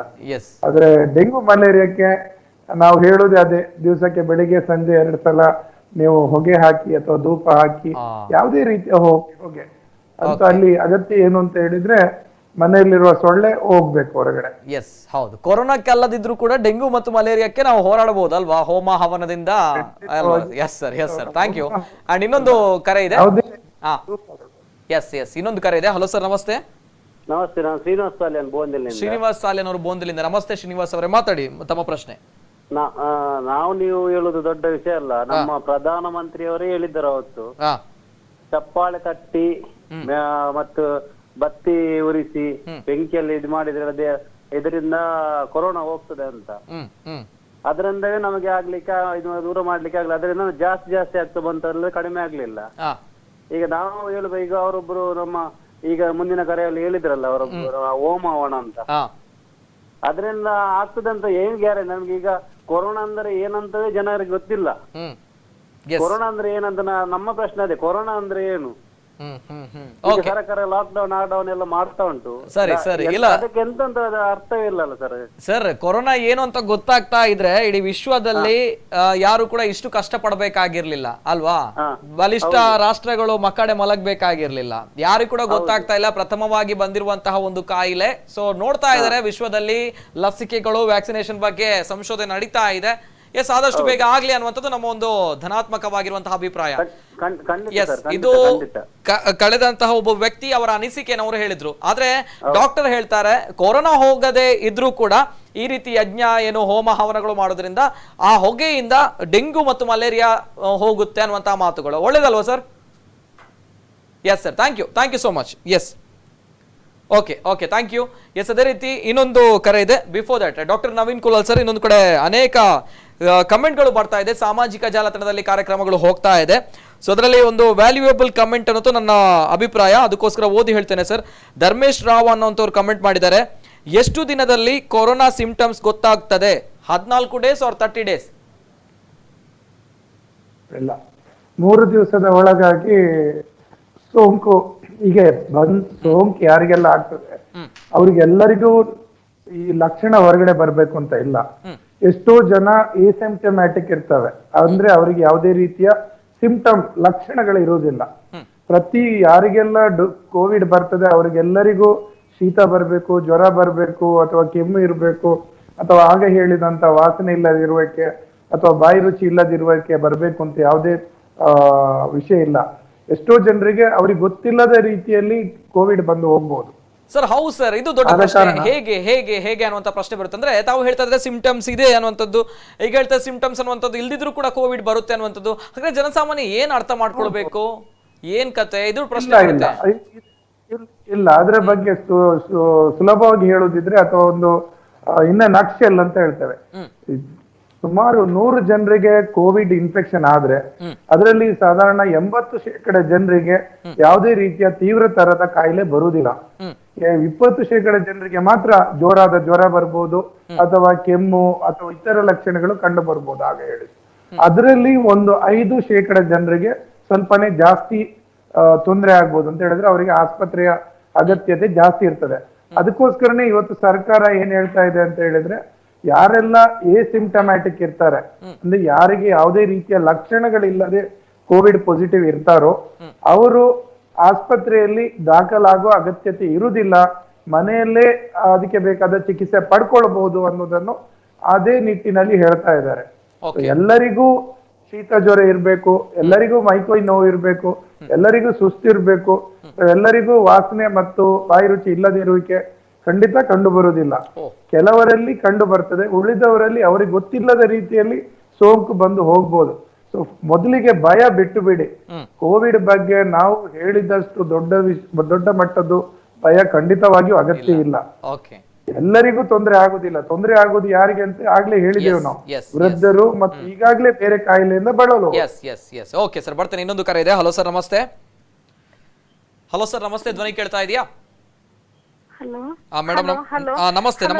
ನಮಸ್ತೆ ಸರ್, ನಾನು ಆಶಾ ಪುತ್ತೂರಿಂದ ಮಾತಾಡ್ತಾ ಇರೋದು ಸರ್. ನಿಮ್ಮ ಪ್ರೋಗ್ರಾಮ್ ತುಂಬಾ ಚೆನ್ನಾಗಿ ಬರ್ತಾ ಇದೆ ಸರ್. ನಾನು ಸಮ್ಟೈಮ್ ನಾನು ನೋಡ್ತಾ ಇರ್ತೇನೆ ನಿಮ್ಮ ಪ್ರೋಗ್ರಾಮ್ ಸರ್. ನಂದೊಂದು suggestion, twice a week lockdown ಮಾಡಿದ್ರೆ ಮೇ ಬಿ ವಿ ಕ್ಯಾನ್ ಇದು ಕೊರೋನಾವನ್ನು ತಡೆಗಟ್ಟಲಿಕ್ಕೆ ಹೆಲ್ಪ್ ಆಗ್ಬಹುದು ಅಂತ ನನ್ನದೊಂದು ಅನಿಸಿಕೆ ಸರ್. ಅರ್ಥ ಆಗಿಲ್ಲ. ಫ್ರೈಡೆ ಟ್ವೈಸ್ ಎ ವೀಕ್ ಇದು ನಾವು ಲಾಕ್ ಡೌನ್ ಮಾಡಿದ್ರೆ. ಅರ್ಥ ಆಗಿಲ್ಲ ಮೇಡಮ್, ಅರ್ಥ ಆಗಿಲ್ಲ. ಅಂದ್ರೆ 2 ಸಲ ವಾರದಲ್ಲಿ 2 ಸಲ ವಾರದಲ್ಲಿ 2 ಸಲ ಲಾಕ್ ಡೌನ್ ಮಾಡುವುದರಿಂದ ಕೊರೋನಾವನ್ನು ತಡಿಬಹುದು ಏನು ಅಂತ ನನ್ನದೊಂದು ಅನಿಸಿಕೆ ಸರ್. ಓಕೆ, ತಮ್ಮ ಅನಿಸಿಕೆ ಅಲ್ವಾ ಮೇಡಮ್? ಹೌದು ಸರ್. ಅಂದ್ರೆ ನನ್ನ ಪಪ್ಪ ಅವರು ಬೆಡ್ ಆಗಿದ್ದಾರೆ ಈಗ. ನಾನ್ ಕೂಡ ಈಗ ಅದು ಕೊರೋನಾ ಬಗ್ಗೆ ಇರುವ ಒಂದು ಅದಕ್ಕೆ ಬೇಕಾದ ಒಂದು ಈಗ ಮಾಸ್ಕ್ ಹಾಕುದು ಮತ್ತೆ ಸ್ಯಾನಿಟೈಸರ್ ಇದೆಲ್ಲ ನಾನು ಫಾಲೋ ಮಾಡ್ತಾ ಇದ್ದೇನೆ. ಹಾಗೆ ಇದನ್ನೀಗ ತಡೆಗಟ್ಟಬೇಕಾದ್ರೆ ಈ ಪ್ರಯತ್ನ ಮಾಡುವುದರಿಂದ ಕೊರೋನಾವನ್ನು ತಡಿಬಹುದೇನು ಅಂತ ಹೇಳಿ ನನ್ನದೊಂದು ಅಭಿಪ್ರಾಯ ಸರ್. ಓಕೆ ಮೇಡಮ್, ಎಸ್ ಕೇಳೋಣ. ಡಾಕ್ಟರ್ ಆಗ್ಲೇ ಹೇಳಿದ್ರು ಲಾಕ್ ಡೌನ್ ಪರಿಹಾರ ಅಲ್ಲ ಅನ್ನುವಂಥದ್ದು. ಅದೇ ರೀತಿ 2 ದಿನ ಲಾಕ್ ಡೌನ್ ಅಂತ ಬಂದಾಗ ತಾವು ಹೇಳ್ತಾ ಇದ್ದೀರಾ, ಆದ್ರೆ ಡಾಕ್ಟರ್ ಹೇಳ್ತಾ ಇಲ್ಲ ಲಾಕ್ ಡೌನ್ ಅನ್ನುವಂಥದ್ದು ಇನ್ನು ಪರಿಹಾರ ಅಲ್ಲ, ನಾವು ಇದ್ರ ಜೊತೆ ಬದುಕನ್ನು ಕಲಿಬೇಕು. ಆದ್ರೆ ಬದುಕು ಅಂತ ಬಂದಾಗ ಸುರಕ್ಷತೆ ಮತ್ತು ಜಾಗ್ರತೆಯನ್ನು ಕಳೆದುಕೊಳ್ಬೇಕು, ಅರ್ಥ ಮಾಡ್ಕೊಳ್ಬೇಕು ಅನ್ನುವಂಥ ಮಾತುಗಳು ಅಲ್ವಾ? ಎಸ್ ಮೇಡಮ್, ಎಸ್ ಉತ್ತರ ಹೇಳ್ತಾರೆ doctor. Yes, thank you madam. Yes sir, once again ಏನ್ ಹೇಳಲಿಕ್ಕೆ ಇಷ್ಟಪಡ್ತೀರಾ? ಇಲ್ಲ, ಖಂಡಿತವಾಗಿ 2 ಸಲ ಲಾಕ್ ಡೌನ್ ಅಂತ ಒಬ್ರು ಹೇಳಿದ್ರೆ ಇನ್ನೊಬ್ರು ಹೇಳ್ತಾರೆ ವಾರ ಇಡೀ ಲಾಕ್ ಡೌನ್ ಮಾಡುವ ಅಂತ. ಆಗಬಹುದು. ಯಾರಲ್ಲಿ ಈಗಾಗಲೇ ಸಾಕಷ್ಟು ರಿಸೋರ್ಸಸ್ ಇದೆ ಅವರು ಲಾಕ್ ಡೌನ್ಗೆ ರೆಡಿ ಇರಬಹುದು. ಎಷ್ಟೊಂದು ನಮ್ಮಲ್ಲಿ ಭಾರತ ದೇಶದಲ್ಲಿ ಸಾಕಷ್ಟು ಜನ ಬಡತನದಿಂದ ಬಳಲುವವರು ಇದ್ದಾರೆ. ಅವರಲ್ಲಿ ಲಾಕ್ ಡೌನ್ ಮಾಡಿದ್ರೆ ಹೆಚ್ಚಿನ ಅಂಶ ರೋಗಕ್ಕಿಂತ ಜಾಸ್ತಿ ಜನ ಬಡತನದಿಂದ ಸಾಯ್ಬೋದು. ಸೊ ಲಾಕ್ಡೌನ್ ಅದಕ್ಕೆ ಆನ್ಸರ್ ಅಲ್ಲ. ಆನ್ಸರ್ ಏನು ಅಂತ ಹೇಳಿದ್ರೆ ಜನರು ಅರಿತುಕೊಳ್ಬೇಕು ಅವ್ರು ಯಾವ ರೀತಿ, ನೀವೇ ಹೇಳಿದ್ರಿ ಈಗಾಗ್ಲೇ, ಬದುಕಲು ಕಲಿಬೇಕು, ಕೋವಿಡ್ ಜೊತೆ ಯಾವ ರೀತಿ ಬದುಕಬೇಕು. ಆಗ ನಾವು ಮಾತಾಡ್ತಾ ಇದ್ದೇವೆ ಬರುವ ಹೊರಗಡೆಯಿಂದ ತಂದ್ರೆ ವೈರಸ್ ಅನ್ನು ಅದು ಮನೆ ಒಳಗೆ ಬಾರದ ರೀತಿಯಲ್ಲಿ ಯಾವ ರೀತಿ ನೋಡ್ಕೋಬೇಕು, ಅಂದ್ರೆ ಮನೆಯಿಂದ ಹೊರಗಡೆಯಿಂದ ತರುವ ವಸ್ತುಗಳಿಗೆ ಯಾವ ರೀತಿ ನಾವು ತಗೊಳ್ಬೇಕು. ಅದೇ ರೀತಿಯಲ್ಲಿ ಮತ್ತೊಂದು ಸ್ವಲ್ಪ ಮಾತಾಡಿದ್ವಿ ನಾವು, ಹೊರಗಡೆ ಹೋದಾಗ ಯಾವ ರೀತಿ ಇರ್ಬೇಕು, 1 ಮೀಟರ್ ಪ್ಲಸ್ 1 ಮೀಟರ್ 6 ಫೀಟ್ ದೂರ. ಇನ್ನೊಂದು ನಾವು ಮಾತಾಡ್ತಾ ಇದ್ವಿ ಜನಸಾಂದ್ರತೆ ಇದ್ದಲ್ಲಿ ಹೋಗ್ಬಾರ್ದು. ಸೊ ಮತ್ತೊಂದು ಹೇಳ್ತಾ ಇದ್ವಿ ಏನಂತ ಹೇಳಿದ್ರೆ ಯಾರೆಲ್ಲ ವೃದ್ಧರಿರ್ತಾರೆ ಇಂಥವ್ರೆಲ್ಲ ಹೋಗ್ಬಾರ್ದು. ಸೊ ಇದೇ ಲಾಕ್ಡೌನ್, ಇವರೆಲ್ಲ ಈ ಹೇಳಿದಂತ ಏನು ವಿಷಯಗಳಿದೆ ಇವುಗಳನ್ನ ಪಾಲಿಸಿದ್ರಲ್ಲಿ ಯಾವುದೇ ರೀತಿಯ ಲಾಕ್ಡೌನ್ ಅಗತ್ಯ ಇಲ್ಲ. ಲಾಕ್ಡೌನ್ ಬೇಕಾಗಿರೋದು ನಮ್ಮ ಮನಸ್ಸಿಗೆ, ನಾವು ನಮ್ಮ ಪ್ರವೃತ್ತಿಯನ್ನು ಬದಲಾಯಿಸಬೇಕು, ಅದು ಅಗತ್ಯ. Yes sir, beautiful beautiful. ನಿಜವಾಗ್ಲೂ ಲಾಕ್ಡೌನ್ ಬೇಕಾಗಿರುವಂತ ಈ ಸಂದರ್ಭ ನಮ್ಮ ಮನಸ್ಸಿಗೆ ನಾವು ನಮ್ಮೊಳಗೆ ಚೌಕಟ್ಟುಗಳನ್ನ ಕಟ್ಟುನಿಟ್ಟಿನ ಕ್ರಮಗಳನ್ನ ಹಾಕೊಳ್ಬೇಕು. ಆಗ್ಲೇ ಹೇಳಿದಾಗೆ ಎಲ್ಲ ಕ್ರಮಗಳನ್ನು ಹಾಕೊಂಡ್ರೆ ಮಾತ್ರ, ಸ್ವಯಂ ಪ್ರೇರಿತವಾದ ಲಾಕ್ಡೌನ್ ಮಾಡಿದ್ರೆ ಮಾತ್ರ ಈ ಒಂದು ಕೊರೋನಾದಿಂದ ನಾವು ಹೋರಾಡಬಹುದು, ಬದುಕಬಹುದು, ಅದೇ ರೀತಿ ನಾವು ಜಯಿಸಬಹುದು ಅನ್ನುವಂಥದ್ದು. ಅಂಡ್ ಇನ್ನೊಂದು ಕರೆ ಇದೆ. ಹಲೋ ಸರ್, ನಮಸ್ತೆ. ನಮಸ್ತೆ. ನಮಸ್ತೆ ಸರ್, ತಮ್ಮ ಹೆಸರು, ಎಲ್ಲಿಂದ ಕರೆ ಮಾಡ್ತಾ ಇದ್ದೀರಾ? ನಾನು ಗಿರಿಧರ್ ಅಂತ, ಬಿಜೆಯಿಂದ. ಗಿರಿಧರ್ ಅವರು ಬಿಜೆಯಿಂದ. ನಮಸ್ತೆ ಸರ್, ಮಾತಾಡಿ ಸರ್, ತಮ್ಮ ಪ್ರಶ್ನೆ. ನಮಸ್ತೆ ಡಾಕ್ಟರ್, ನಮಸ್ಕಾರ. ಗಿರಿಧರ್ ಮಾತಾಡೋದು ಬಿಜೆಯಿಂದ. ಡಾಕ್ಟ್ರೆ, ಈ ಇದು ಸಿಂಪ್ಟಮ್ ಇಲ್ಲದೆ ಕಾಯಿಲೆ ಇರುವವರು ಮನೆಯಲ್ಲಿ ಇದ್ರೆ ಅದು ಹರಡ್ತದ? Correct correct, S.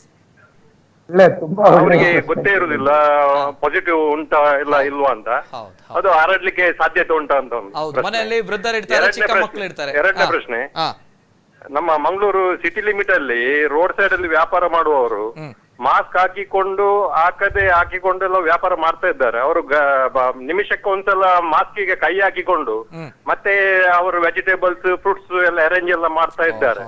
ಅವರು ಅದು ಜನರಿಗೆ ತಿಳಿಯದು ಅವರ ಹತ್ರ ಪರ್ಚೇಸ್ ಎಲ್ಲ ಮಾಡ್ತಾರೆ, ಅದೆಲ್ಲ ಮನೆಗೆ ಹೋಗುವ ಚಾನ್ಸಸ್ ಉಂಟು, ಅದರಲ್ಲಿ ಏನಾದ್ರು ತೊಂದರೆ ಅಲ್ವಾ?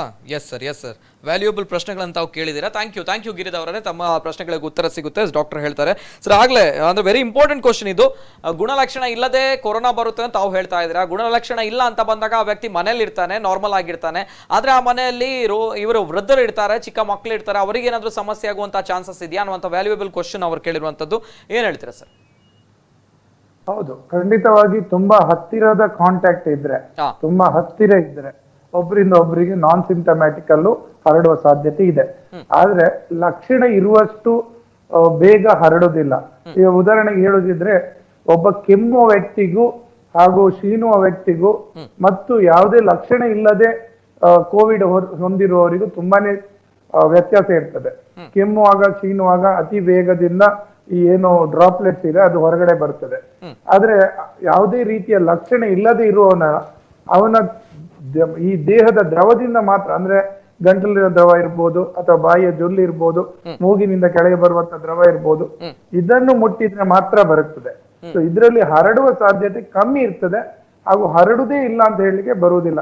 ಖಂಡಿತ ಹರಡಬಹುದು, ಹರಡುತ್ತಾ ಇರುವಂತದ್ದು ಅಲ್ವಾ ಸರ್? ಹಾಗಾದ್ರೆ ಸಾಧ್ಯತೆ ಕಮ್ಮಿ ಇರ್ತದೆ, ಪಾಸಿಬಿಲಿಟಿ.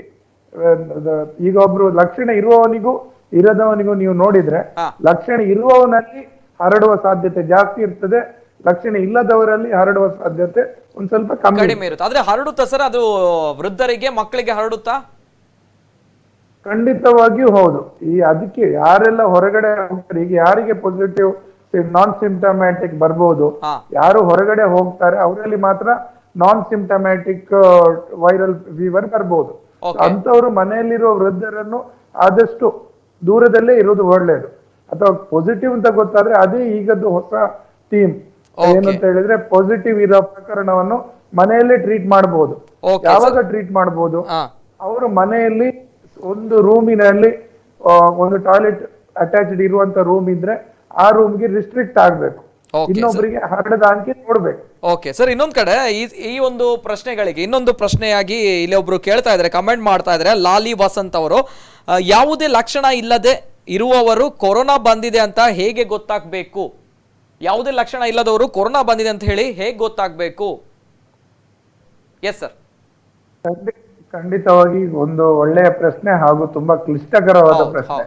ಯಾಕೆಂತ ಹೇಳಿದ್ರೆ ಯಾವುದೇ ರೀತಿಯ ಲಕ್ಷಣ ಇಲ್ಲದವನಿಗೆ ಕೊರೋನಾ ಹೊಂದಿದೆ ಅಂತ ಗೊತ್ತಾಗ್ಲಿಕ್ಕೆ ಸಾಧ್ಯವೇ ಇಲ್ಲ. ಗೊತ್ತಾಗ್ಬೇಕಾದ್ರೆ ಪರೀಕ್ಷೆಯಲ್ಲಿ ಮಾತ್ರ ಸಾಧ್ಯ.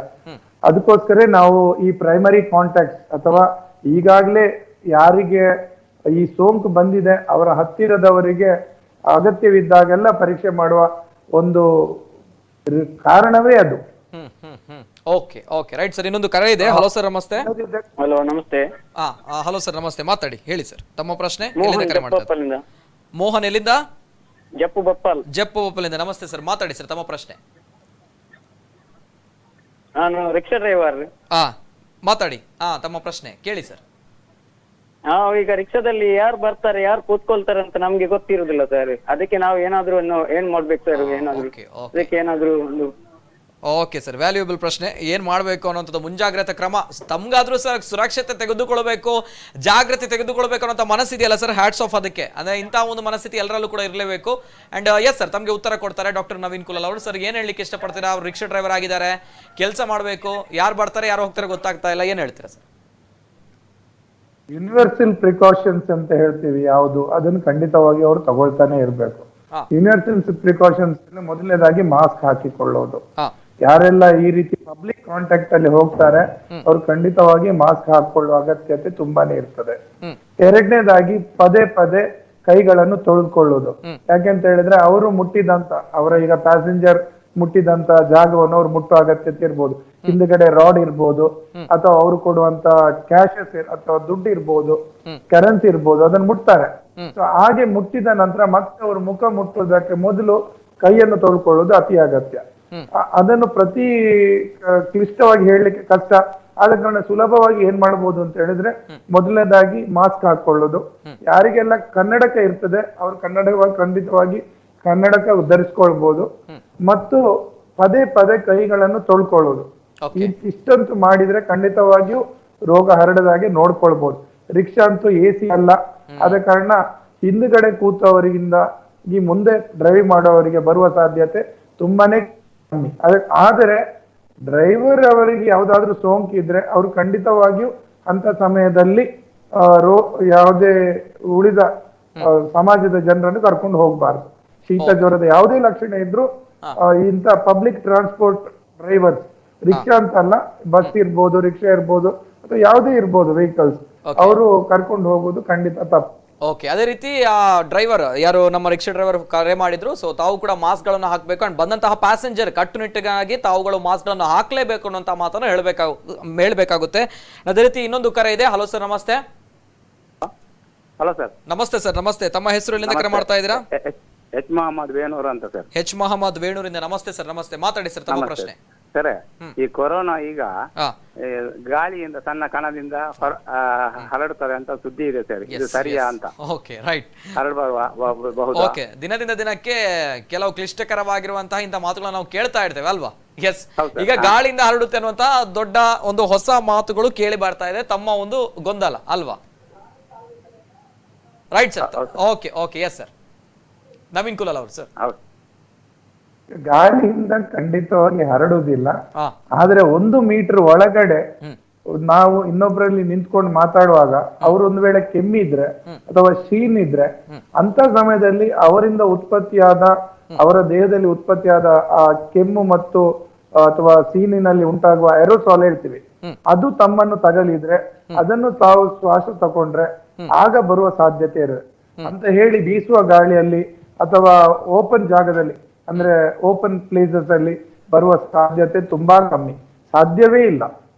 ಕ್ಲೋಸ್ಡ್ ಅಟ್ಮಾಸ್ಫಿಯರ್, ತುಂಬಾ ಚಿಕ್ಕ ಜಾಗದಲ್ಲಿ AC ಹಾಕಿಕೊಂಡು ತುಂಬಾ ಹತ್ತಿರ, ತುಂಬಾ ಹೊತ್ತು, it depends on the time. ಎಷ್ಟು ಜಾಸ್ತಿ ಹೊತ್ತು ನೀವು ರೋಗಿಯ ಜೊತೆ ಇರ್ತೀರೋ ಅಷ್ಟು ಬರುವ ಸಾಧ್ಯತೆ ಜಾಸ್ತಿ ಇರ್ತದೆ. Okay, right sir, thank you. And ಅದೇ ರೀತಿ ಸರ್, ಇನ್ನೊಂದು ಕಡೆ ಸೋಷಿಯಲ್ ಮೀಡಿಯಾದಲ್ಲಿ ಇರುವಂತಹ ಒಂದು ಕಮೆಂಟ್, ಪ್ರವೀಣ್ ಸುಜೀರ್ ಆಚಾರ್ಯ ಅವರು ಕೇಳಿರುವಂತಹ ವ್ಯಾಲ್ಯೂಯಬಲ್ ಕಮೆಂಟ್ಸ್ ಅನ್ನುವಂಥದ್ದು. ಪ್ರಿಯ ವೈದ್ಯರೇ, ನಾನು ಮಧುಮೇಹ ರೋಗಿಯಾಗಿದ್ದೇನೆ. ನಾನು ನಿಯಮಿತವಾಗಿ ತಪಾಸಣೆಗಾಗಿ ವೈದ್ಯರ ಬಳಿಗೆ ಹೋಗ್ತಾ ಇದ್ದೇನೆ. ಈಗ ಹೊರಗಿನ ಈ ಕೋವಿಡ್ ಸಮಸ್ಯೆ, ನಾನು ವೈದ್ಯರನ್ನು ಹೇಗೆ ಭೇಟಿ ಮಾಡಬೇಕು ಅನ್ನುವಂಥ ಮಾತನ್ನ ಪ್ರವೀಣ್ ಸುಜೀರ್ ಆಚಾರ್ಯ ಅವರು ಕೇಳ್ತಾ ಇದ್ದಾರೆ. ಈಗ ಮೊದಲನೇದಾಗಿ ತಾವು ಈಗಾಗಲೇ ಸರಿಯಾದ ಡಯಾಬಿಟಿಸ್ ಕಂಟ್ರೋಲ್ ಅಲ್ಲಿ ಇದ್ದಾರಾದ್ರೆ ತಮ್ಮ ಪರೀಕ್ಷೆಯ ರಿಸಲ್ಟ್ ಅನ್ನು ವೈದ್ಯರಲ್ಲಿ ಫೋನ್ ಮೂಲಕ ಹೇಳ್ಕೊಂಡು ಅವರಿಂದ ಸಲಹೆ ಪಡ್ಕೊಳ್ಬಹುದು. ಅನಗತ್ಯವಾಗಿ ಹೋಗುವುದನ್ನು ನಿಲ್ಲಿಸಬಹುದು. ಅಗತ್ಯ ಬಿದ್ದಲ್ಲಿ ವೈದ್ಯರು ಬನ್ನಿ ಅಂತ ಹೇಳಿದ್ರೆ ಮಾತ್ರ ಹೋಗಿ ಪರೀಕ್ಷೆ ಮಾಡ್ಕೊಳ್ಬಹುದು. ಹೆಚ್ಚಾಗಿ ಈಗಾಗಲೇ ಸಾಕಷ್ಟು ಸಮಯದಿಂದ ಮಧುಮೇಹದಿಂದ ಬಳಲ್ತಾ ಇರುವವರಿಗೆ ಅವರಿಗೆ ಗೊತ್ತಾಗ್ತದೆ ಅವರ ಮಧುಮೇಹ ಹೆಚ್ಚು ಕಮ್ಮಿ ಆದಾಗ ಅವರಿಗೆ ಶಾರೀರಿಕವಾದ ಫೀಲಿಂಗ್ ಬರುತ್ತೆ, ತಲೆ ಸುತ್ತುವಿಕೆ ಅಥವಾ ಬೆವರುವುದು, ಸುಸ್ತಾಗುವುದು, ಅದರಲ್ಲೇ ಅಂತ ತೊಂದರೆ ಇದ್ರಲ್ಲಿ ಮಾತ್ರ ಹೋಗಿ ವೈದ್ಯರಲ್ಲಿ. ಇಲ್ಲದಿದ್ರೆ ತಾವು ಪರೀಕ್ಷೆ ತಮ್ಮಲ್ಲೇ, ಈಗಂತೂ ಮನೆಯಲ್ಲೇ ಪರೀಕ್ಷೆ ಮಾಡುವ ವ್ಯವಸ್ಥೆಗಳಿವೆ. ಚಿಕ್ಕ ಪುಟ್ಟ ಈ RBS ಟೆಸ್ಟ್ ಮಾಡುವಂತ ಒಂದು ಮಿಷಿನ್ ಬಂದಿರ್ತದೆ, ತುಂಬಾ ಚಿಕ್ಕ ದುಡ್ಡಿಗೆ ಬರ್ತದೆ. ಅದರ ಮೂಲಕ ಪರೀಕ್ಷೆ ಮಾಡ್ಕೊಂಡು ತಮ್ಮ ವೈದ್ಯರಿಗೆ ಅದ್ರ ಬಗ್ಗೆ ಹೇಳಿ, ನಂದು ಇಷ್ಟು ಇದೆ ಬ್ಲಡ್ ಶುಗರ್, ನಾನ್ ಬರ್ಬೇಕಾ, ನನ್ನ ಮದ್ದು ಇಷ್ಟೇ ಸಾಕಾ, ಜಾಸ್ತಿ ಮಾಡ್ಬೇಕಾ, ಕಮ್ಮಿ ಮಾಡ್ಬೇಕಾ ಅಂತ ಕೇಳ್ಕೊಂಡು ಆ ನಿಟ್ಟಿನಲ್ಲಿ ಮುಂದುವರಿಬಹುದು. ಓಕೆ, ಇದು ಪ್ರವೀಣ್ ಅವರ ಪ್ರಶ್ನೆಗೆ ಉತ್ತರ. ಸರ್, ಅದೇ ರೀತಿ ಇನ್ನೊಂದು ಕರೆ ಇದೆ. ಹಲೋ ಸರ್, ನಮಸ್ತೆ. ಹಲೋ ಸರ್, ನಮಸ್ತೆ. ಧ್ವನಿ ಕೇಳ್ತಾ ಇದೆಯಾ? ಹಲೋ, ಎಸ್, ಓಕೆ, ಕರೆ ಕಟ್ ಆಗಿದೆ. ಸರ್, ಇನ್ನೊಂದು ಕಡೆ ಸೋಷಿಯಲ್ ಮೀಡಿಯಾದಲ್ಲಿರುವಂತಹ ಒಂದು ವ್ಯಾಲ್ಯೂಯಬಲ್ ಕಮೆಂಟ್ಸ್. ಧರ್ಮೇಶ್ ರಾವ್ ಅವರು ಕೇಳಿದ್ದಾರೆ, ನಾರ್ಮಲ್ ಜ್ವರ ಇದ್ದವರು ಕೋವಿಡ್ ಟೆಸ್ಟ್ ಮಾಡಿಸುವುದು ಕಂಪಲ್ಸರಿಯಾ ಅಥವಾ ಜ್ವರದ ಮೆಡಿಸಿನ್ ತಗೊಳ್ಳಬಹುದಾ ಅನ್ನುವಂತಹ ಮಾತನ್ನು ಕೇಳ್ತಾ ಇದ್ದಾರೆ. ಜ್ವರದ ಮೆಡಿಸಿನ್ ತಗೊಳ್ಬಹುದಾ ಅಂದ್ರೆ ಜ್ವರದ ಮೆಡಿಸಿನ್ ಕೊಡಲ್ಲ ಅನ್ನುವಂತಹ ಪ್ರಶ್ನೆ ಕೂಡ ಇದೆ. ಅಂದ್ರೆ ಜ್ವರದ ಮೆಡಿಸಿನ್ ಡಾಕ್ಟರ್ ಕೊಡಲ್ಲ ಅನ್ನುವಂಥದ್ದು ಕಂಪಲ್ಸರಿ ಸ್ಟ್ರಿಕ್ಟ್ ಆರ್ಡರ್ ಆಗಿದೆ. ಏನ್ ಸರ್, ಏನ್ ಕತೆ ಇದರ ಬಗ್ಗೆ? ಇಲ್ಲ, ಈಗ ಮೊದಲನೇದಾಗಿ ಮಂಗಳೂರಿನಂತಿನ ಒಂದು ಇದರಲ್ಲಿ ವ್ಯವಸ್ಥೆಯಲ್ಲಿ, ಮಂಗಳೂರು ನಗರದಲ್ಲಿ ಈಗ ಮೊದಲಿಗೆ ಯಾವುದೇ ಜ್ವರ ಬಂದ್ರೆ ಪರೀಕ್ಷೆ ಮಾಡಬೇಕಾದ್ದು ಮಲೇರಿಯಾದ್ದು. ಯಾವುದೇ ಜ್ವರ ಇರಲಿ, ನಾವು ಅದನ್ನು ಸಾಕಷ್ಟು ವರ್ಷದಿಂದ ಪಾಲಿಸ್ತಾ ಬಂದಿದ್ದೇವೆ. ಯಾವುದೇ ಜ್ವರ ಇರಲಿ ಮೊದಲು ಮಲೇರಿಯಾ ಕೂಡ ಅದು ಪ್ರಸ್ತುತ ಮೊದಲು ಪರೀಕ್ಷೆ ಮಾಡಬೇಕಾದ್ದು ಮಲೇರಿಯಾ ಇರ್ಬೋದು. ಮತ್ತೆ ಬೇಕಾದ ರೀತಿಯಲ್ಲಿ ಉಳಿದ ಪರೀಕ್ಷೆಗಳನ್ನು ಅಗತ್ಯ ಇದ್ರೆ ಅಲ್ಲಿಯ ವೈದ್ಯರು ತೀರ್ಮಾನಿಸ್ತಾರೆ. ಕೋವಿಡ್ ಪರೀಕ್ಷೆ ಖಂಡಿತವಾಗಿಯೂ ಅಗತ್ಯ ಇಲ್ಲ. ಕೋವಿಡ್ ಪರೀಕ್ಷೆ ಮಾಡಬೇಕಂತ ಆದ್ರೆ ಸಂಬಂಧಪಟ್ಟ ವೈದ್ಯಾಧಿಕಾರಿಗಳು ತೀರ್ಮಾನಿಸ್ತಾರೆ ಹೊರತು ರೋಗಿ ಆ ಬಗ್ಗೆ ಯಾವುದೇ ಸಮಯದಲ್ಲಿ ತೀರ್ಮಾನ ಕೈಗೊಳ್ಳುವ ಅಗತ್ಯ ಇರುವುದಿಲ್ಲ. ಉಳಿದಂತೆ ಬೇರೆ ಬೇರೆ ಬೇರೆ ಹಲವು ರೋಗಗಳಿವೆ, ಅವುಗಳು ಬರ್ಬೋದು. ಟೈಫಾಯ್ಡ್ ಬರ್ಬೋದು, ಡೆಂಗು ಬರ್ಬೋದು, ಮಲೇರಿಯಾ ಬರ್ಬೋದು, ಇಲಿ ಜ್ವರ ಬರ್ಬೋದು. ಆ ಬಗ್ಗೆ ಕೂಡ ವೈದ್ಯರು ಯೋಚಿಸ್ತಾರೆ. ಅದಕ್ಕೋಸ್ಕರ ತಮ್ಮ ಹತ್ತಿರದ ವೈದ್ಯರು ಯಾರಿರ್ತಾರೆ ಅಥವಾ ತಮ್ಮ ಲೊಕ್ಯಾಲಿಟಿ, ತಮ್ಮ ಆ ವ್ಯಾಪ್ತಿಯ ವೈದ್ಯರಿಗೆ ಆ ವ್ಯಾಪ್ತಿಯಲ್ಲಿ ಏನು ರೋಗ ಜಾಸ್ತಿಯಾಗಿ ಪ್ರಿವಿಲೆನ್ಸ್ ಇದೆ ಅನ್ನೋದು ಗೊತ್ತಿರ್ತದೆ, ಜಾಸ್ತಿ ಹರಡ್ತಾ ಇದೆ ಅಂತ ಗೊತ್ತಿರ್ತದೆ.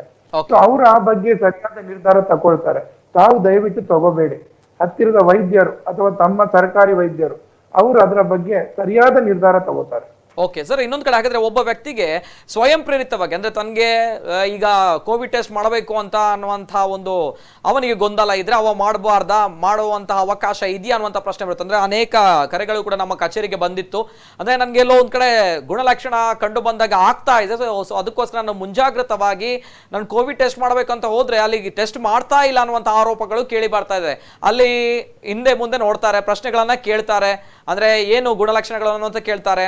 ಸೊ ಕೇಳಿದಾಗ ಇಲ್ಲ ಇದು ಕೋವಿಡ್ ಅಲ್ಲ ಅನ್ನುವಂಥ ಮಾತನ್ನು ಹೇಳ್ತಾರೆ, ತಾವು ಮನೆಗೆ ಹೋಗ್ಬೋದು ಅನ್ನುವಂಥ ಮಾತನ್ನು ಹೇಳ್ತಾರೆ. ಆದ್ರೆ ಇನ್ನೊಂದ್ ಕಡೆ ಬರ್ತಾ ಇರುವಂತಹ ಪ್ರಶ್ನೆ, ಅವರಿಗೆ ಹೇಗೆ ಗೊತ್ತಾಗುತ್ತೆ ಇದು ಕೋವಿಡ್ ಇದೆಯಾ ಇಲ್ವಾ ಅನ್ನುವಂಥದ್ದು? ಅಂದ್ರೆ ತಾವೇ ಹೇಳ್ತಾ ಇದ್ರೆ ಸಿಂಪ್ಟಮ್ಸ್ ಇಲ್ಲದೆ ಬರುತ್ತೆ ಅನ್ನುವಂಥದ್ದು. ಆ ಸಿಂಪ್ಟಮ್ಸ್ ಗಳು ಕೋವಿಡ್ ಅಲ್ಲ ಅನ್ನುವಂಥದ್ದು ಅಲ್ಲಿ ಕೂತ್ಕೊಂಡವರಿಗೆ, ನಿರ್ವಾಹಕರಿಗೆ ಹೇಗೆ ಗೊತ್ತಾಗುತ್ತೆ ಅನ್ನುವಂಥ ಪ್ರಶ್ನೆ ಬರುತ್ತೆ. ಖಂಡಿತವಾಗಿ ಅದೊಂದು ಸ್ವಲ್ಪ ಕ್ಲಿಷ್ಟಕರವಾದ ಸಮಸ್ಯೆ ಹೌದು. ಆದ್ರೆ ಈಗ ಇಲ್ಲಿ ಏನ್ ಅಗತ್ಯ ಅಂತ ಹೇಳಿದ್ರೆ, ಯಾವುದೇ ಸಿಂಪ್ಟಮ್ಸ್ ಇಲ್ಲದೆ ಯುವಕರಿಗೆ ಅಥವಾ ಚಿಕ್ಕ ವಯಸ್ಸಿನವರಿಗೆ ಈ ರೀತಿಯ ಕೋವಿಡ್ ಬಂದ್ರೆ ಅದರಿಂದ ಯಾವುದೇ ತೊಂದರೆ ಇರುವುದಿಲ್ಲ. ಇದು ಮೊದಲನೇ ವಿಷಯ. ಈಗ ತಾವು ಹೇಳಿದ ಎರಡನೇ ಪ್ರಶ್ನೆ, ನಾನು ಪರೀಕ್ಷೆ ಮಾಡಬಹುದಾ ಅಂತ. ಖಂಡಿತ ತಾವು ಮಾಡಿಸಬಹುದು. ಆದ್ರೆ ತಾವು ಮಾಡಿಸುವುದರಿಂದ ಏನು ಪ್ರಯೋಜನ? ಮೊದಲನೇದಾಗಿ ತಾವು ಇವತ್ತು ನೆಗೆಟಿವ್ ಇರ್ಬೋದು, ಮತ್ತೆ 2 ದಿವಸದ ನಂತರ ತಮ್ಗೆ ಎಲ್ಲಾದ್ರೂ ಮತ್ತೆ ಸೋಂಕು ಬರ್ಬೋದು. ಸೊ ಎಷ್ಟು ಸಲ ಅಂತ ಪರೀಕ್ಷೆ ಮಾಡಿಸ್ಬೋದು. ಯಾವುದೇ ಲಕ್ಷಣ ಇಲ್ಲದೆ ಪರೀಕ್ಷೆ ಮಾಡುವ ಅಗತ್ಯ ಮೊದಲ ಬಾರಿಗೆ ಇಲ್ಲ. ಅದು ಮೊದಲನೇ ವಿಷಯ. ಎರಡನೇದಾಗಿ ಲಕ್ಷಣ ಇದ್ದವರು ತಾವಾಗಿ ಹೋಗಿ ಪರೀಕ್ಷೆ ಮಾಡಬಹುದಾ? ಈಗಿನ ಪರಿಸ್ಥಿತಿಯಲ್ಲಿ ಅಂತ ಅಗತ್ಯತೆ ಇಲ್ಲ. ಯಾಕೆಂತ ಹೇಳಿದ್ರೆ ಈಗ ಅಷ್ಟೊಂದು ಮಟ್ಟಿನಲ್ಲಿ ಇದು ಕೊರೋನಾ ಇನ್ನೂ ಕೂಡ ಹರಡಿಲ್ಲ. ತಾವು ನೋಡುವಂತ ಸಂಖ್ಯೆಗಳು 1284 ಏನಿದೆ,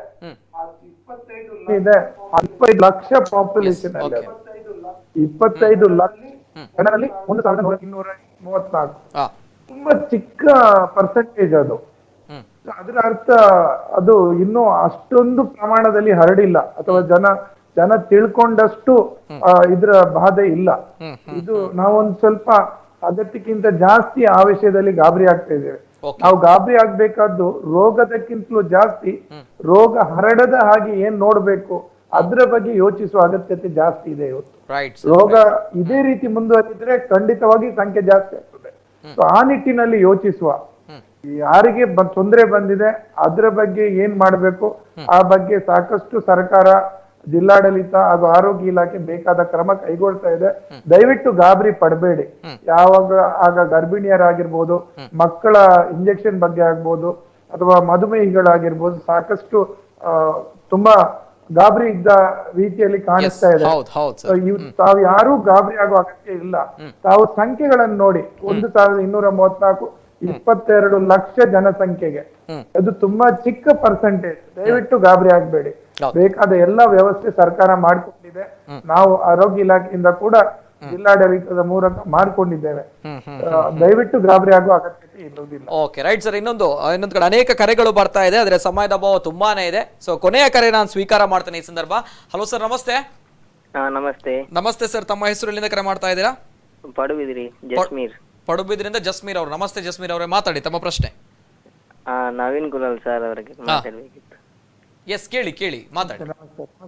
ಕೊರೋನಾ ಅಂದರೆ ಎಂತ ಅರ್ಥ? ಓಕೆ, ಕೊರೋನಾ ಅಂದ್ರೆ ಏನ್ ಅರ್ಥ? ಕೊರೋನಾ ಬಂದಿದ್ದು ಚೈನಾದಿಂದಲ್ಲ, ನಮ್ಮ ದೇಶದಲ್ಲಿ ಅದಕ್ಕೆ ಎಂತ ಹೆಸರು? Okay, right, thank you. ಶೀತ, ಕೆಮ್ಮು, ನೆಗಡಿ, ಜ್ವರ ಅಲ್ಲ, ಕೊರೋನಾಕ್ಕೆ ಬೇರೆ ಹೆಸರಿದೆಯಾ? ಓಕೆ, ಶೀತ, ಕೆಮ್ಮು, ನೆಗಡಿ, ಜ್ವರ ಇದೆ, ಕೊರೋನಾ ಅಂತ ನಾವು ಕರಿತೇವೆ, ಅಥವಾ ಕೊರೋನಾ ಅಂತ ಹೇಳಿದ್ರೆ ಬೇರೆ ಏನೋ ಅಂತ ತಮ್ಮ ಪ್ರಶ್ನೆ ಅಲ್ವಾ? ಎಸ್ ಸರ್, ಭಯಂಕರವಾಗಿರುವಂತ ಪ್ರಶ್ನೆ. Yes sir, thank you so much. Yes, okay sir. Naveen Kulal sir, doctor sir. Yes, corona ಮೊದಲಿಗಿಂತಲೂ ಕೋವಿಡ್ ಅನ್ನೋದು ಅಥವಾ ಕೊರೋನಾ ವೈರಸ್ ಈಗ ಇದ್ದದ್ದಲ್ಲ, ಮೊದಲಿಂದಲೂ ಕೊರೋನಾ ವೈರಸ್ ಇದೆ. ಈಗ ಬಂದಂತ ಪ್ರಭೇದ ಹೊಸತ್ತು ಹಾಗೂ ಒಂದ್ ಸ್ವಲ್ಪ ಜಾಸ್ತಿ ತೊಂದರೆಯನ್ನು ಉಂಟು ಮಾಡ್ತಾ ಇದೆ. ಅದು ಬಿಟ್ರೆ ಕೊರೋನಾ ವೈರಸ್ ನಮಗೆ ಹೊಸದಲ್ಲ. ಈಗ ಬಂದಿರೋ ಪ್ರಭೇದ ಮಾತ್ರ ಹೊಸದು. ಅವ್ರು ಹೇಳಿದಾಗೆ ಶೀತ ಜ್ವರ ಅಂತಲೂ ಕರಿಬಹುದು ಮನ್ಸಿದ್ರೆ. ಏನು ತೊಂದರೆ ಬಾರದೆ ಹೋಯ್ತು ಅಂತ ಹೇಳಿ ಶೀತ ಜ್ವರ ಅಂತಲೇ ಗುರುತಿಸಲ್ಪಡ್ತದೆ. ಎಸ್. ಓಕೆ ಸರ್, ಈಗ ಕೋವಿಡ್ ಸೋಂಕಿತರು ಲಕ್ಷಣ ಇಲ್ಲವಾದ್ರೆ ಮನೆಯಲ್ಲೇ ಚಿಕಿತ್ಸೆ ಪಡೆದುಕೊಳ್ಬೇಕು ಅನ್ನೋ ರಾಜ್ಯ ಸರ್ಕಾರ ಹೇಳುತ್ತೆ. ತಾವ್ ಯಾವ ರೀತಿ ನೋಡ್ತೀರಾ ಈ ಒಂದು ಸ್ಟೇಟ್ಮೆಂಟ್? ಇಲ್ಲ, ಖಂಡಿತವಾಗಿಯೂ ಒಂದು ಹಂತದಲ್ಲಿ ಅದು ಅಗತ್ಯತೆ ಇರ್ತದೆ. ಯಾಕೆಂತ ಹೇಳಿದ್ರೆ ಇದೇ ರೀತಿ ಜನರ ಸೋಂಕಿತರ ಸಂಖ್ಯೆ ಜಾಸ್ತಿ ಆದ್ರೆ, ಅದರಲ್ಲೂ ನಾನ್ ಸಿಂಟಮ್ಯಾಟಿಕ್ ಅಥವಾ ಎಸಿಂಟಮ್ಯಾಟಿಕ್ ಯಾವುದೇ ರೀತಿಯ ಗುಣಲಕ್ಷಣಗಳಿಲ್ಲದೆ ಯುವಕರಲ್ಲಿ ಪಾಸಿಟಿವ್ ಬಂದ್ರೆ ಅವರನ್ನು ಮತ್ತೆ ಆಸ್ಪತ್ರೆಯಲ್ಲಿ ಚಿಕಿತ್ಸೆ ನೀಡುವಂತ ಪ್ರಮೇಯ ಖಂಡಿತ ಇರುವುದಿಲ್ಲ, ಅಗತ್ಯತೆಯೂ ಇರುವುದಿಲ್ಲ. ಯಾಕಂತ ಹೇಳಿದ್ರೆ ಅವ್ರಿಗೆ ಯಾವುದು ವಿಶೇಷವಾದ ಚಿಕಿತ್ಸೆ ಕೂಡ ಆಸ್ಪತ್ರೆಯಲ್ಲಿ ನೀಡ್ಲಿಕ್ಕೆ ಇರುವುದಿಲ್ಲ. ಅವ್ರಿಗೆ ಯಾವ್ದು ಇಂಜೆಕ್ಷನ್ ಇಲ್ಲ, ಕೇವಲ ಗುಳಿಗೆಗಳು ಅಥವಾ ಮಾತ್ರೆಗಳನ್ನು ನೀಡ್ಲಿಕ್ಕೆ ಇರ್ತದೆ. ಸೊ ಇಂಥ ಮಾತ್ರೆಗಳನ್ನು ತಾವು ಮನೆಯಲ್ಲೇ ಇಟ್ಕೊಂಡು ಖಂಡಿತವಾಗಿ ತಗೋಬಹುದಾಗಿದೆ. ಆದ್ರೆ ಮನೆಯಲ್ಲಿ ಕೆಲವೊಂದಷ್ಟು ಜಾಗರೂಕತೆಯನ್ನು ಮಾಡಬೇಕಾಗ್ತದೆ. ಮೊದಲನೇದಾಗಿ ತಮ್ಮ ಮನೆಯವರಿಗೆ, ಮನೆಯಲ್ಲಿರುವ ಇತರರಿಗೆ ತಮಗೆ ಈ ರೀತಿಯ ಒಂದು ತೊಂದರೆ ಬಂದಿದೆ, ಕೋವಿಡ್ ಇಂದ ಪಾಸಿಟಿವ್ ಇದ್ದೀರಿ ಅನ್ನೋದು ಗೊತ್ತಿರ್ಬೇಕಾಗ್ತದೆ. ಎರಡನೇದಾಗಿ ತಾವು ಬೇರೆ ಸಪರೇಟ್ ಆದ ಒಂದು ರೂಮ್ ಅಲ್ಲಿ ವಾಸಿಸಬೇಕಾಗ್ತದೆ. ಸಮ ಆಹಾರ ವಸ್ತುಗಳು ಆ ರೂಮಿಗೆ ಬಂದು ಸಿಗ್ಬೇಕಾಗ್ತದೆ. ತಾವು ಉಪಯೋಗಿಸಿರುವ ವಸ್ತುಗಳನ್ನು ಉಳಿದವರು ಮನೆಯಲ್ಲಿರುವ ಇತರರು ಉಪಯೋಗಿಸಬಾರದಾಗ್ತದೆ. ಅಂತ ಹೇಳಿದ್ರೆ ಸೋಪ್ ಇರ್ಬೋದು, ಟವೆಲ್ಸ್ ಇರ್ಬೋದು, ಬೆಡ್ಶೀಟ್ ಗಳಿರ್ಬೋದು, ಅಥವಾ ಊಟ ಮಾಡುವ ಬಟ್ಟಲುಗಳಿರ್ಬೋದು, ಇದನ್ನೆಲ್ಲ ಸಪರೇಟ್ ಆಗಿ ತಾವು ಇಟ್ಕೊಳ್ಬೇಕು. ಅದು ಬಿಟ್ರೆ ಬೇರೆ ಏನು ಅದರಲ್ಲಿ ಗಾಬರಿ ಆಗುವ ಅಗತ್ಯತೆ ಇಲ್ಲ. ಖಂಡಿತವಾಗಿ ಈಗ ಶೀತ ಜ್ವರ ಬಂದ್ರೆ ತಾವು ಮನೆಯಲ್ಲೇ ಇರ್ತೀವಿ. ಅದೇ ರೀತಿ ಇದು ಕೂಡ ಒಂದು ರೀತಿಯ ಶೀತ ಜ್ವರ. ಯಾರಿಗೆ ತೊಂದರೆ ಉಂಟು ಮಾಡ್ತದೆ ಅವರು ಮಾತ್ರ ಮನೆಯಲ್ಲಿ ಇರುವ ಸಾಧ್ಯತೆ ಇರುವುದಿಲ್ಲ. ಅಂತ ಹೇಳಿದ್ರೆ ವೃದ್ಧರು ಅಥವಾ ಬೇರೆ ಕಾಯಿಲೆಯಿಂದ ಬಳಲ್ತಾ ಇರೋರು, ಅವರು ಆಸ್ಪತ್ರೆಯಲ್ಲಿ ಇರ್ಬೇಕಾಗ್ತದೆ. ಉಳಿದವರು ಮನೆಯಲ್ಲಿರುವುದೇ ಸೂಕ್ತ. ಅಟ್ಲೀಸ್ಟ್ ಹಾಗೆ ಮಾಡಿದ್ರೆ ನಮ್ಮಲ್ಲಿರುವ ಏನು ರಿಸೋರ್ಸಸ್ ಇದೆ, ಆಸ್ಪತ್ರೆಯ ಬೆಡ್ಗಳು, ಖಂಡಿತವಾಗಿಯೂ ಈ ಆದ್ಯತೆಯ ಮೇರೆಗೆ ಈ ತೊಂದರೆ ಇರುವವರಿಗೆ ನೀಡಲ್ಪಡಬಹುದಾಗಿದೆ. Okay right sir, very beautiful and ತುಂಬಾನೇ ವ್ಯಾಲ್ಯೂಯೇಬಲ್ ಆಗಿರುವಂಥದ್ದು. ಅದೇ ರೀತಿ ಇಂತಹ ಒಂದು ಸಂದಿಗ್ಧ ಪರಿಸ್ಥಿತಿಯಲ್ಲಿ ಜನರಿಗೆ ಶಕ್ತಿ ತುಂಬುವಂಥದ್ದು, ಅದೇ ರೀತಿ ಜನರಿಗೆ ಆತ್ಮಸ್ಥೈರ್ಯ ತುಂಬುವಂತಹ ಮಾತುಗಳನ್ನು ತಾವು ಹೇಳಿದ್ದೀರಾ. ಕೊನೆಯದಾಗಿ ಸರ್, ಜನರಿಗೆ ಈ ಸಂದರ್ಭ ಹೇಳುವಂತಹ ಮಾತುಗಳು ಅಂದ್ರೆ ಸಮಯದ ಅಭಾವ ತುಂಬಾನೇ ಇದೆ, ಸೊ ಅದಕ್ಕೋಸ್ಕರ ಕೊನೆಯದಾಗಿ ಈ ಸಂದರ್ಭ ಜನರಿಗೆ ಕೋವಿಡ್ ಇದೆ, ಇನ್ನೊಂದು ಕಡೆ ಡೆಂಗ್ಯೂ, ಮಲೇರಿಯಾ, ಇನ್ನಿತರ ಫೀವರ್ಗಳು, ವೈರಲ್ ಫೀವರ್ಗಳು, ಎಲ್ಲಿ ನೋಡಿದ್ರು ಕೂಡ ಶೀತ, ಜ್ವರ, ಕೆಮ್ಮು ಅನ್ನುವಂಥದ್ದು ಕಾಮನ್ ಆಗಿರುವಂಥದ್ದು. ಆದರೆ ಗೊತ್ತಾಗ್ತಾ ಇಲ್ಲ ಏನ್ ಕತೆ ಏನು ಅನ್ನೋದು, ಜನ ಆತಂಕದಲ್ಲಿದ್ದಾರೆ, ಭಯಭೀತರಾಗಿದ್ದಾರೆ. ಕೊನೆಯದಾಗಿ ಸರ್, ತಮ್ಮ ಒಂದು ಕಿವಿ ಮಾತು ಜನತೆಗೆ, ಸಜೆಷನ್. ಮೊದಲನೇದಾಗಿ ತಾವು ಸಾಕಷ್ಟು ತಮ್ಮ ಮಾಧ್ಯಮದ ಮೂಲಕ ಜನರಿಗೆ ಈಗಾಗಲೇ ಡೆಂಗು ಹೇಗೆ ಹರಡುತ್ತದೆ, ಮಲೇರಿಯಾ ಹೇಗೆ ಹರಡುತ್ತದೆ ಅಥವಾ ಕೋವಿಡ್ ಹೇಗೆ ಹರಡುತ್ತದೆ ಅನ್ನೋದನ್ನು ತಿಳಿಸ್ತಾನೆ ಇದ್ದಾರೆ. ದಯವಿಟ್ಟು ಅದನ್ನು ಒಂದು ಕಿವಿಯಲ್ಲಿ ಕೇಳಿ ಇನ್ನೊಂದು ಕಿವಿಯಲ್ಲಿ ಬಿಡಬೇಡಿ, ಮನಸ್ಸಿಗೆ ತಕೊಳ್ಳಿ, ತಮ್ಮ ದೈನಂದಿನ ಕಾರ್ಯದಲ್ಲಿ ಅಳವಡಿಸಿ, ಮಾಸ್ಕ್ ಧರಿಸಿ, ಅನಗತ್ಯವಾಗಿ ಜನಸಾಂದ್ರತೆ ಇರುವಲ್ಲಿ ಹೋಗಬೇಡಿ, ಅನಗತ್ಯವಾಗಿ ಹೊರಗಿನವರೊಂದಿಗೆ ಬೆರೀಬೇಡಿ, ಫಂಕ್ಷನ್ಸ್ ಏನಿದೆ ಅದನ್ನು ಅನಗತ್ಯವಾಗಿ ಮಾಡುವ ಅಗತ್ಯ ಮಾಡಬೇಡಿ. ಡೆಂಗು ಮಲೇರಿಯಾಗೆ ಸಂಬಂಧಪಟ್ಟಂತೆ ಯಾವುದೇ ತಮ್ಮಲ್ಲಿ ಸಂದೇಹಗಳಿದ್ರೆ ಹತ್ತಿರದ ಸರ್ಕಾರಿ ಆಸ್ಪತ್ರೆ ಅಥವಾ ಆಸ್ಪತ್ರೆಗೆ ಸಂಬಂಧಪಟ್ಟಂತ ಕಿರಿಯ ಆರೋಗ್ಯ ಸಹಾಯಕಿಯರು ಇರ್ಬೋದು, ಆಶಾ ಕಾರ್ಯಕರ್ತೆಯರು ಇರ್ಬೋದು, ಅವರಲ್ಲಿ ಕೇಳಿ ಆಮೇಲೆ ನಿರ್ಧಾರ ತಕೊಳ್ಳಿ. ತಮಗೆ ತಾವೇ ಯಾವುದೇ ರೀತಿಯ ನಿರ್ಧಾರ ತೆಗೆದುಕೊಳ್ಬೇಡಿ. Right sir, right sir. Thank you sir, thank you so much. ಅಂದ್ರೆ ತುಂಬಾನೇ ಭಯ ಇದೆ ಸರ್, ಆತಂಕ ಇದೆ, ಗೊಂದಲಗಳಿವೆ ಜಿಲ್ಲೆಯ ಜನರಲ್ಲಿ. ಅಂದ್ರೆ ದಿನದಿಂದ ದಿನಕ್ಕೆ ಕೊರೋನಾ ಕೇಸಸ್ ಜಾಸ್ತಿ ಆಗ್ತಾ ಇದೆ, ಐಸೋಲೇಷನ್ ವಾರ್ಡ್ಗೆ ಹೋಗ್ತಾ ಇರುವಂತಹ ಸಂಖ್ಯೆ ಜಾಸ್ತಿ ಆಗ್ತಾ ಇದೆ, ಸಾವಿನ ಸಂಖ್ಯೆ ಜಾಸ್ತಿ ಆಗ್ತಾ ಇದೆ ಅಂತ ಬಂದಾಗ ಏನ್ ಕತೆ ಅನ್ನುವಂಥ ದೊಡ್ಡ ಪ್ರಶ್ನೆ ಬರುತ್ತೆ. ಇನ್ನೊಂದ್ ಕಡೆ ಮಳೆಗಾಲ ಬೇರೆ, ಡೆಂಗ್ಯೂ, ಮಲೇರಿಯಾ, ಇನ್ನಿತರ ವೈರಲ್ ಫೀವರ್ಗಳು ಕೂಡ ಬರುತ್ತೆ. ಯಾವ ರೀತಿ ಡಿಫ್ರೆನ್ಶಿಯೇಟ್ ಮಾಡಬೇಕು ಅನ್ನೋದು ಗೊತ್ತಾಗ್ತಾ ಇಲ್ಲ ಅನ್ನುವಂಥದ್ದು. ಮಾತಾಡ್ತಾ ಹೋದ್ರೆ ಹಲವಾರು ಗೊಂದಲಗಳು, ಹಲವಾರು ಪ್ರಶ್ನೆಗಳು, ಹಲವಾರು ಕರೆಗಳು ಕಚೇರಿಗೆ ಬರ್ತಾ ಇದೆ. ಆದ್ರೆ ಸಮಯದ ಅಭಾವ ಕೂಡ ಅಷ್ಟೇ ಇದೆ. ಅಂಡ್ ಇನ್ನು ಮುಂದಕ್ಕೆ ಒಂದು ಅವಕಾಶ ಸಿಕ್ಕರೆ ಇನ್ನೊಂದ್ಸಲ ಮಾತಾಡೋಣ ಸರ್. ಅಂಡ್ ವ್ಯಾಲ್ಯೂಯಬಲ್ ಆಗಿರುವಂತಹ ಮಾತುಗಳನ್ನು, ಅಂದ್ರೆ ಈ ಸಂದರ್ಭ ಜನತೆಗೆ ಒಂದು ಆತ್ಮಸ್ಥೈರ್ಯ, ಮನೋಸ್ಥೈರ್ಯ ಜೊತೆಗೆ ಜಾಗೃತಿಯನ್ನು ಕೊಡುವಂತಹ ಮಾತುಗಳನ್ನು ತಾವು ಹೇಳಿದ್ದೀರಾ. And sir, thank you so much sir. ತಮಗೆ ಡಾಕ್ಟರ್ ನವೀನ್ ಕುಲಾಲ್ ಅವರು, ಕೋವಿಡ್ ನೋಡಲ್ ಅಧಿಕಾರಿ, ಅದೇ ರೀತಿ ಜಿಲ್ಲಾ ಮಲೇರಿಯಾ ನಿಯಂತ್ರಣಾಧಿಕಾರಿ. Thank you sir, thank you so much once again. Yes sir, yes ವೀಕ್ಷಕರು, ಇದು ಇವತ್ತಿನ ವಿಶೇಷ. ಅಂದ್ರೆ ಜಿಲ್ಲೆಯಲ್ಲಿ ದಿನದಿಂದ ದಿನಕ್ಕೆ ಕೊರೋನಾ ಸೋಂಕಿತರ ಸಂಖ್ಯೆ ಜಾಸ್ತಿ ಆಗ್ತಾ ಇದೆ, ಐಸೋಲೇಷನ್ ವಾರ್ಡ್ಗೆ ಸೇರ್ತಾ ಇರುವಂತಹ ರೋಗಿಗಳ ಸಂಖ್ಯೆ ಜಾಸ್ತಿ ಆಗ್ತಾ ಇದೆ. ಅದೇ ರೀತಿ ಸರ್ಕಾರ ಹೊಸ ಸುತ್ತೋಲೆಯನ್ನು ಹೊರಡಿಸಿದೆ. ಯಾವ ರೀತಿ ಅಂತ ಹೇಳಿದ್ರೆ, ಕೊರೋನಾ ರೋಗಿಗಳಿಗೆ ಗುಣಲಕ್ಷಣಗಳು ಇಲ್ಲ ಅನ್ನುವಂಥದ್ದು ಕಾಣ್ತಾ ಇಲ್ಲ, ಗೊತ್ತಾಗ್ತಾ ಇಲ್ಲ. ಕೆಲವರಿಗೆ ಕಾಣುತ್ತೆ, ಕೆಲವರಿಗೆ ಗೊತ್ತಾಗ್ತಾ ಇಲ್ಲ ಅನ್ನುವಂಥದ್ದು. ಯಾರಿಗೆ ಕೊರೋನಾ ರೋಗಿಗಳಿಗೆ ಗುಣಲಕ್ಷಣಗಳು ಕಾಣ್ತಾ ಇಲ್ಲ ಅಂತಹ ರೋಗಿಗಳು ಮನೆಯಲ್ಲೇ ಚಿಕಿತ್ಸೆ ಪಡೆದುಕೊಳ್ಬೇಕಾಗುತ್ತೆ ಅನ್ನುವಂಥದ್ದು, ಮನೆಯೇ ಕೋವಿಡ್ ಆಲಯ ಆಗುತ್ತೆ ಎನ್ನುವಂತಹ ಮಾತನ್ನ ರಾಜ್ಯ ಸರ್ಕಾರ ಹೇಳಿದೆ. ಹಾಗಂದ್ರೆ ನಮ್ಮ ತಲೆ ಮೇಲೆ ನಮ್ಮ ಕೈ ಇಟ್ಕೊಳ್ಬೇಕು ಅನ್ನುವಂತಹ ಮಾತುಗಳು. ಇನ್ನು ಮುಂದಕ್ಕೆ ರಾಜ್ಯ ಸರ್ಕಾರ ಲಾಕ್ಡೌನ್ ಮಾಡಲ್ಲ ಅನ್ನುವಂಥ ಮಾತನ್ನು ಹೇಳಿದೆ. ಸ್ವಯಂ ಪ್ರೇರಿತವಾಗಿ ನಾವೇ ನಮಗೆ ಲಾಕ್ಡೌನ್ ಮಾಡಬೇಕು. ಯಾವ ರೀತಿ ಅಂತ ಹೇಳಿದ್ರೆ, ಎಸ್, ಮನೆಯಿಂದ ಹೊರಗೆ ಬರಬಾರ್ದು ಅನ್ನುವಂಥದ್ದು ಏನಿಲ್ಲ. ಮನೆಯಿಂದ ಹೊರಗೆ ಬಂದ್ರೆ ನಮಗೆ ನಾವು ಸ್ವಪ್ರೇರಿತವಾಗಿ ಲಾಕ್ಡೌನ್ ಮಾಡಬೇಕು. ಅಂದ್ರೆ ಡಾಕ್ಟರ್ ನವೀನ್ ಕುಲಾಲ್ ಅವರು, ತಜ್ಞ ವೈದ್ಯರು ಹೇಳಿದ್ರು, ಕೋವಿಡ್ ನ ನೋಡಲ್ ಅಧಿಕಾರಿ ಹೇಳಿದ್ರು, ಯಾವ ರೀತಿಯ ಪ್ರಿಕಾಷನ್ಸ್ ಗಳನ್ನ ನಾವು ತೆಗೆದುಕೊಳ್ಬೇಕು ಅನ್ನುವಂಥದ್ದು. ಯಾಕಂದ್ರೆ ಪ್ರತಿಯೊಬ್ಬರಿಗೂ ಕೂಡ ಜೀವ ಮುಖ್ಯವಾಗಿರುತ್ತೆ. ಜೀವ ಇದ್ರೆ ಜೀವನ ಮಾಡಬೇಕಾಗುತ್ತೆ. ಆದ್ರೆ ಜೀವನ ಮಾಡಿದ್ರೆ ಮಾತ್ರ ಜೀವ ಉಳಿಯುತ್ತೆ. ಹಾಗಾಗಿ ನಾವು ಹೊರಗಡೆ ಹೋಗ್ಬೇಕಾಗುತ್ತೆ, ಇತರರ ಜೊತೆ ಬೆರಿಬೇಕಾಗುತ್ತೆ, ನಮ್ಮ ವ್ಯಾಪಾರ ವಹಿವಾಟುಗಳು, ನಮ್ಮ ಉದ್ಯೋಗಗಳನ್ನು ನಾವು ಮಾಡಬೇಕಾಗುತ್ತೆ. ಈ ಸಂದರ್ಭ ಪ್ರಿಕಾಷನ್ಸ್ ತೆಗೆದುಕೊಳ್ಬೇಕಾಗುತ್ತೆ. ಅಂದ್ರೆ ನಾವು ಇಷ್ಟಪಡುವವರು, ನಾವು ಪ್ರೀತಿ ಮಾಡುವವರು, ಅದೇ ರೀತಿ ನಾವು ಚೆನ್ನಾಗಿ ನೋಡ್ಕೊಳ್ಬೇಕು ಅಂತ ನಾವೇನೋ ಮನಸ್ಸಿದೆ ನೋಡಿ, ಅಂಥವ್ರು ಸರಿಯಾಗಿರ್ಬೇಕು ಅಂತ ಹೇಳಿದ್ರೆ, ಅಂಥವ್ರು ಆರೋಗ್ಯವಾಗಿರ್ಬೇಕು ಅಂತ ಹೇಳಿದ್ರೆ, ನಾವು ಡಾಕ್ಟರ್ಗಳು, ತಜ್ಞ ವೈದ್ಯರು ಹೇಳುವಂತಹ ಮಾತುಗಳನ್ನ ಚಾಚು ತಪ್ಪದೆ ಪಾಲನೆ ಮಾಡಬೇಕಾಗುತ್ತೆ. ಹೇಳಿದ್ರು ಯಾವ ರೀತಿ ಸುರಕ್ಷತೆಯಿಂದ ಇರಬೇಕು, ಯಾವ ರೀತಿ ಜಾಗೃತಿಯಿಂದ ಇರಬೇಕು ಅನ್ನುವಂಥದ್ದು. ಜೊತೆಗೆ ಕೋವಿಡ್ ಅಂತ ಬಂದಾಗ, ಕೊರೋನಾ ವೈರಸ್ ಅಂತ ಬಂದಾಗ ಇಡೀ ವಿಶ್ವಕ್ಕೆ ವ್ಯಾಪಿಸಿದಂತಹ ದೊಡ್ಡ ಮಟ್ಟದ ಒಂದು ಆತಂಕ, ಗೊಂದಲ. ಯಾರು ಕೂಡ ಭಯಪಡಬೇಕಾಗಿಲ್ಲ. ಆತ್ಮವಿಶ್ವಾಸ, ಮನೋಸ್ಥೈರ್ಯ ಅನ್ನುವಂಥದ್ದು ಇದ್ದೇ ಇರಬೇಕು. ಆದರೆ ಡೋಂಟ್ ಕೇರ್ ಅನ್ನುವಂತಹ ಮಾತು ಯಾವತ್ತೂ ಕೂಡ ಇರಬಾರ್ದು ಅನ್ನುವಂಥದ್ದು ಅಷ್ಟೇ ಸತ್ಯ. ಅಂಡ್ ಇದು ಇವತ್ತಿನ ವಿಶೇಷ. ಕೊರೋನಾ ದಿನದಿಂದ ದಿನಕ್ಕೆ ಜಾಸ್ತಿ ಆಗ್ತಾ ಇದೆ. ಆದ್ರೆ ನಮ್ಮ ಶಕ್ತಿ, ನಮ್ಮ ಆತ್ಮಶಕ್ತಿ, ನಮ್ಮ ಆತ್ಮಧೈರ್ಯ ಯಾವತ್ತೂ ಕೂಡ ನಮ್ಮ ಜೊತೆ ಇರಬೇಕಾಗುತ್ತೆ. ಅದೇ ರೀತಿ ತಜ್ಞ ವೈದ್ಯರು ಹೇಳಿದಂತಹ ಮಾತುಗಳನ್ನು ನಾವು ಪಾಲನೆ ಮಾಡಬೇಕಾಗುತ್ತೆ. ಇದೇ ರೀತಿ ಹಲವಾರು ಪ್ರಶ್ನೆಗಳು, ಇನ್ನಿತರ ಹಲವಾರು ಪ್ರಶ್ನೆಗಳು ಜೊತೆಗೆ ಬರುತ್ತೆ.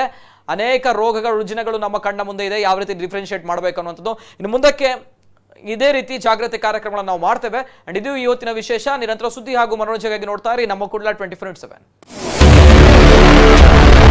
ಎಲ್ಲೇ ಮೀರಿದಂತಹ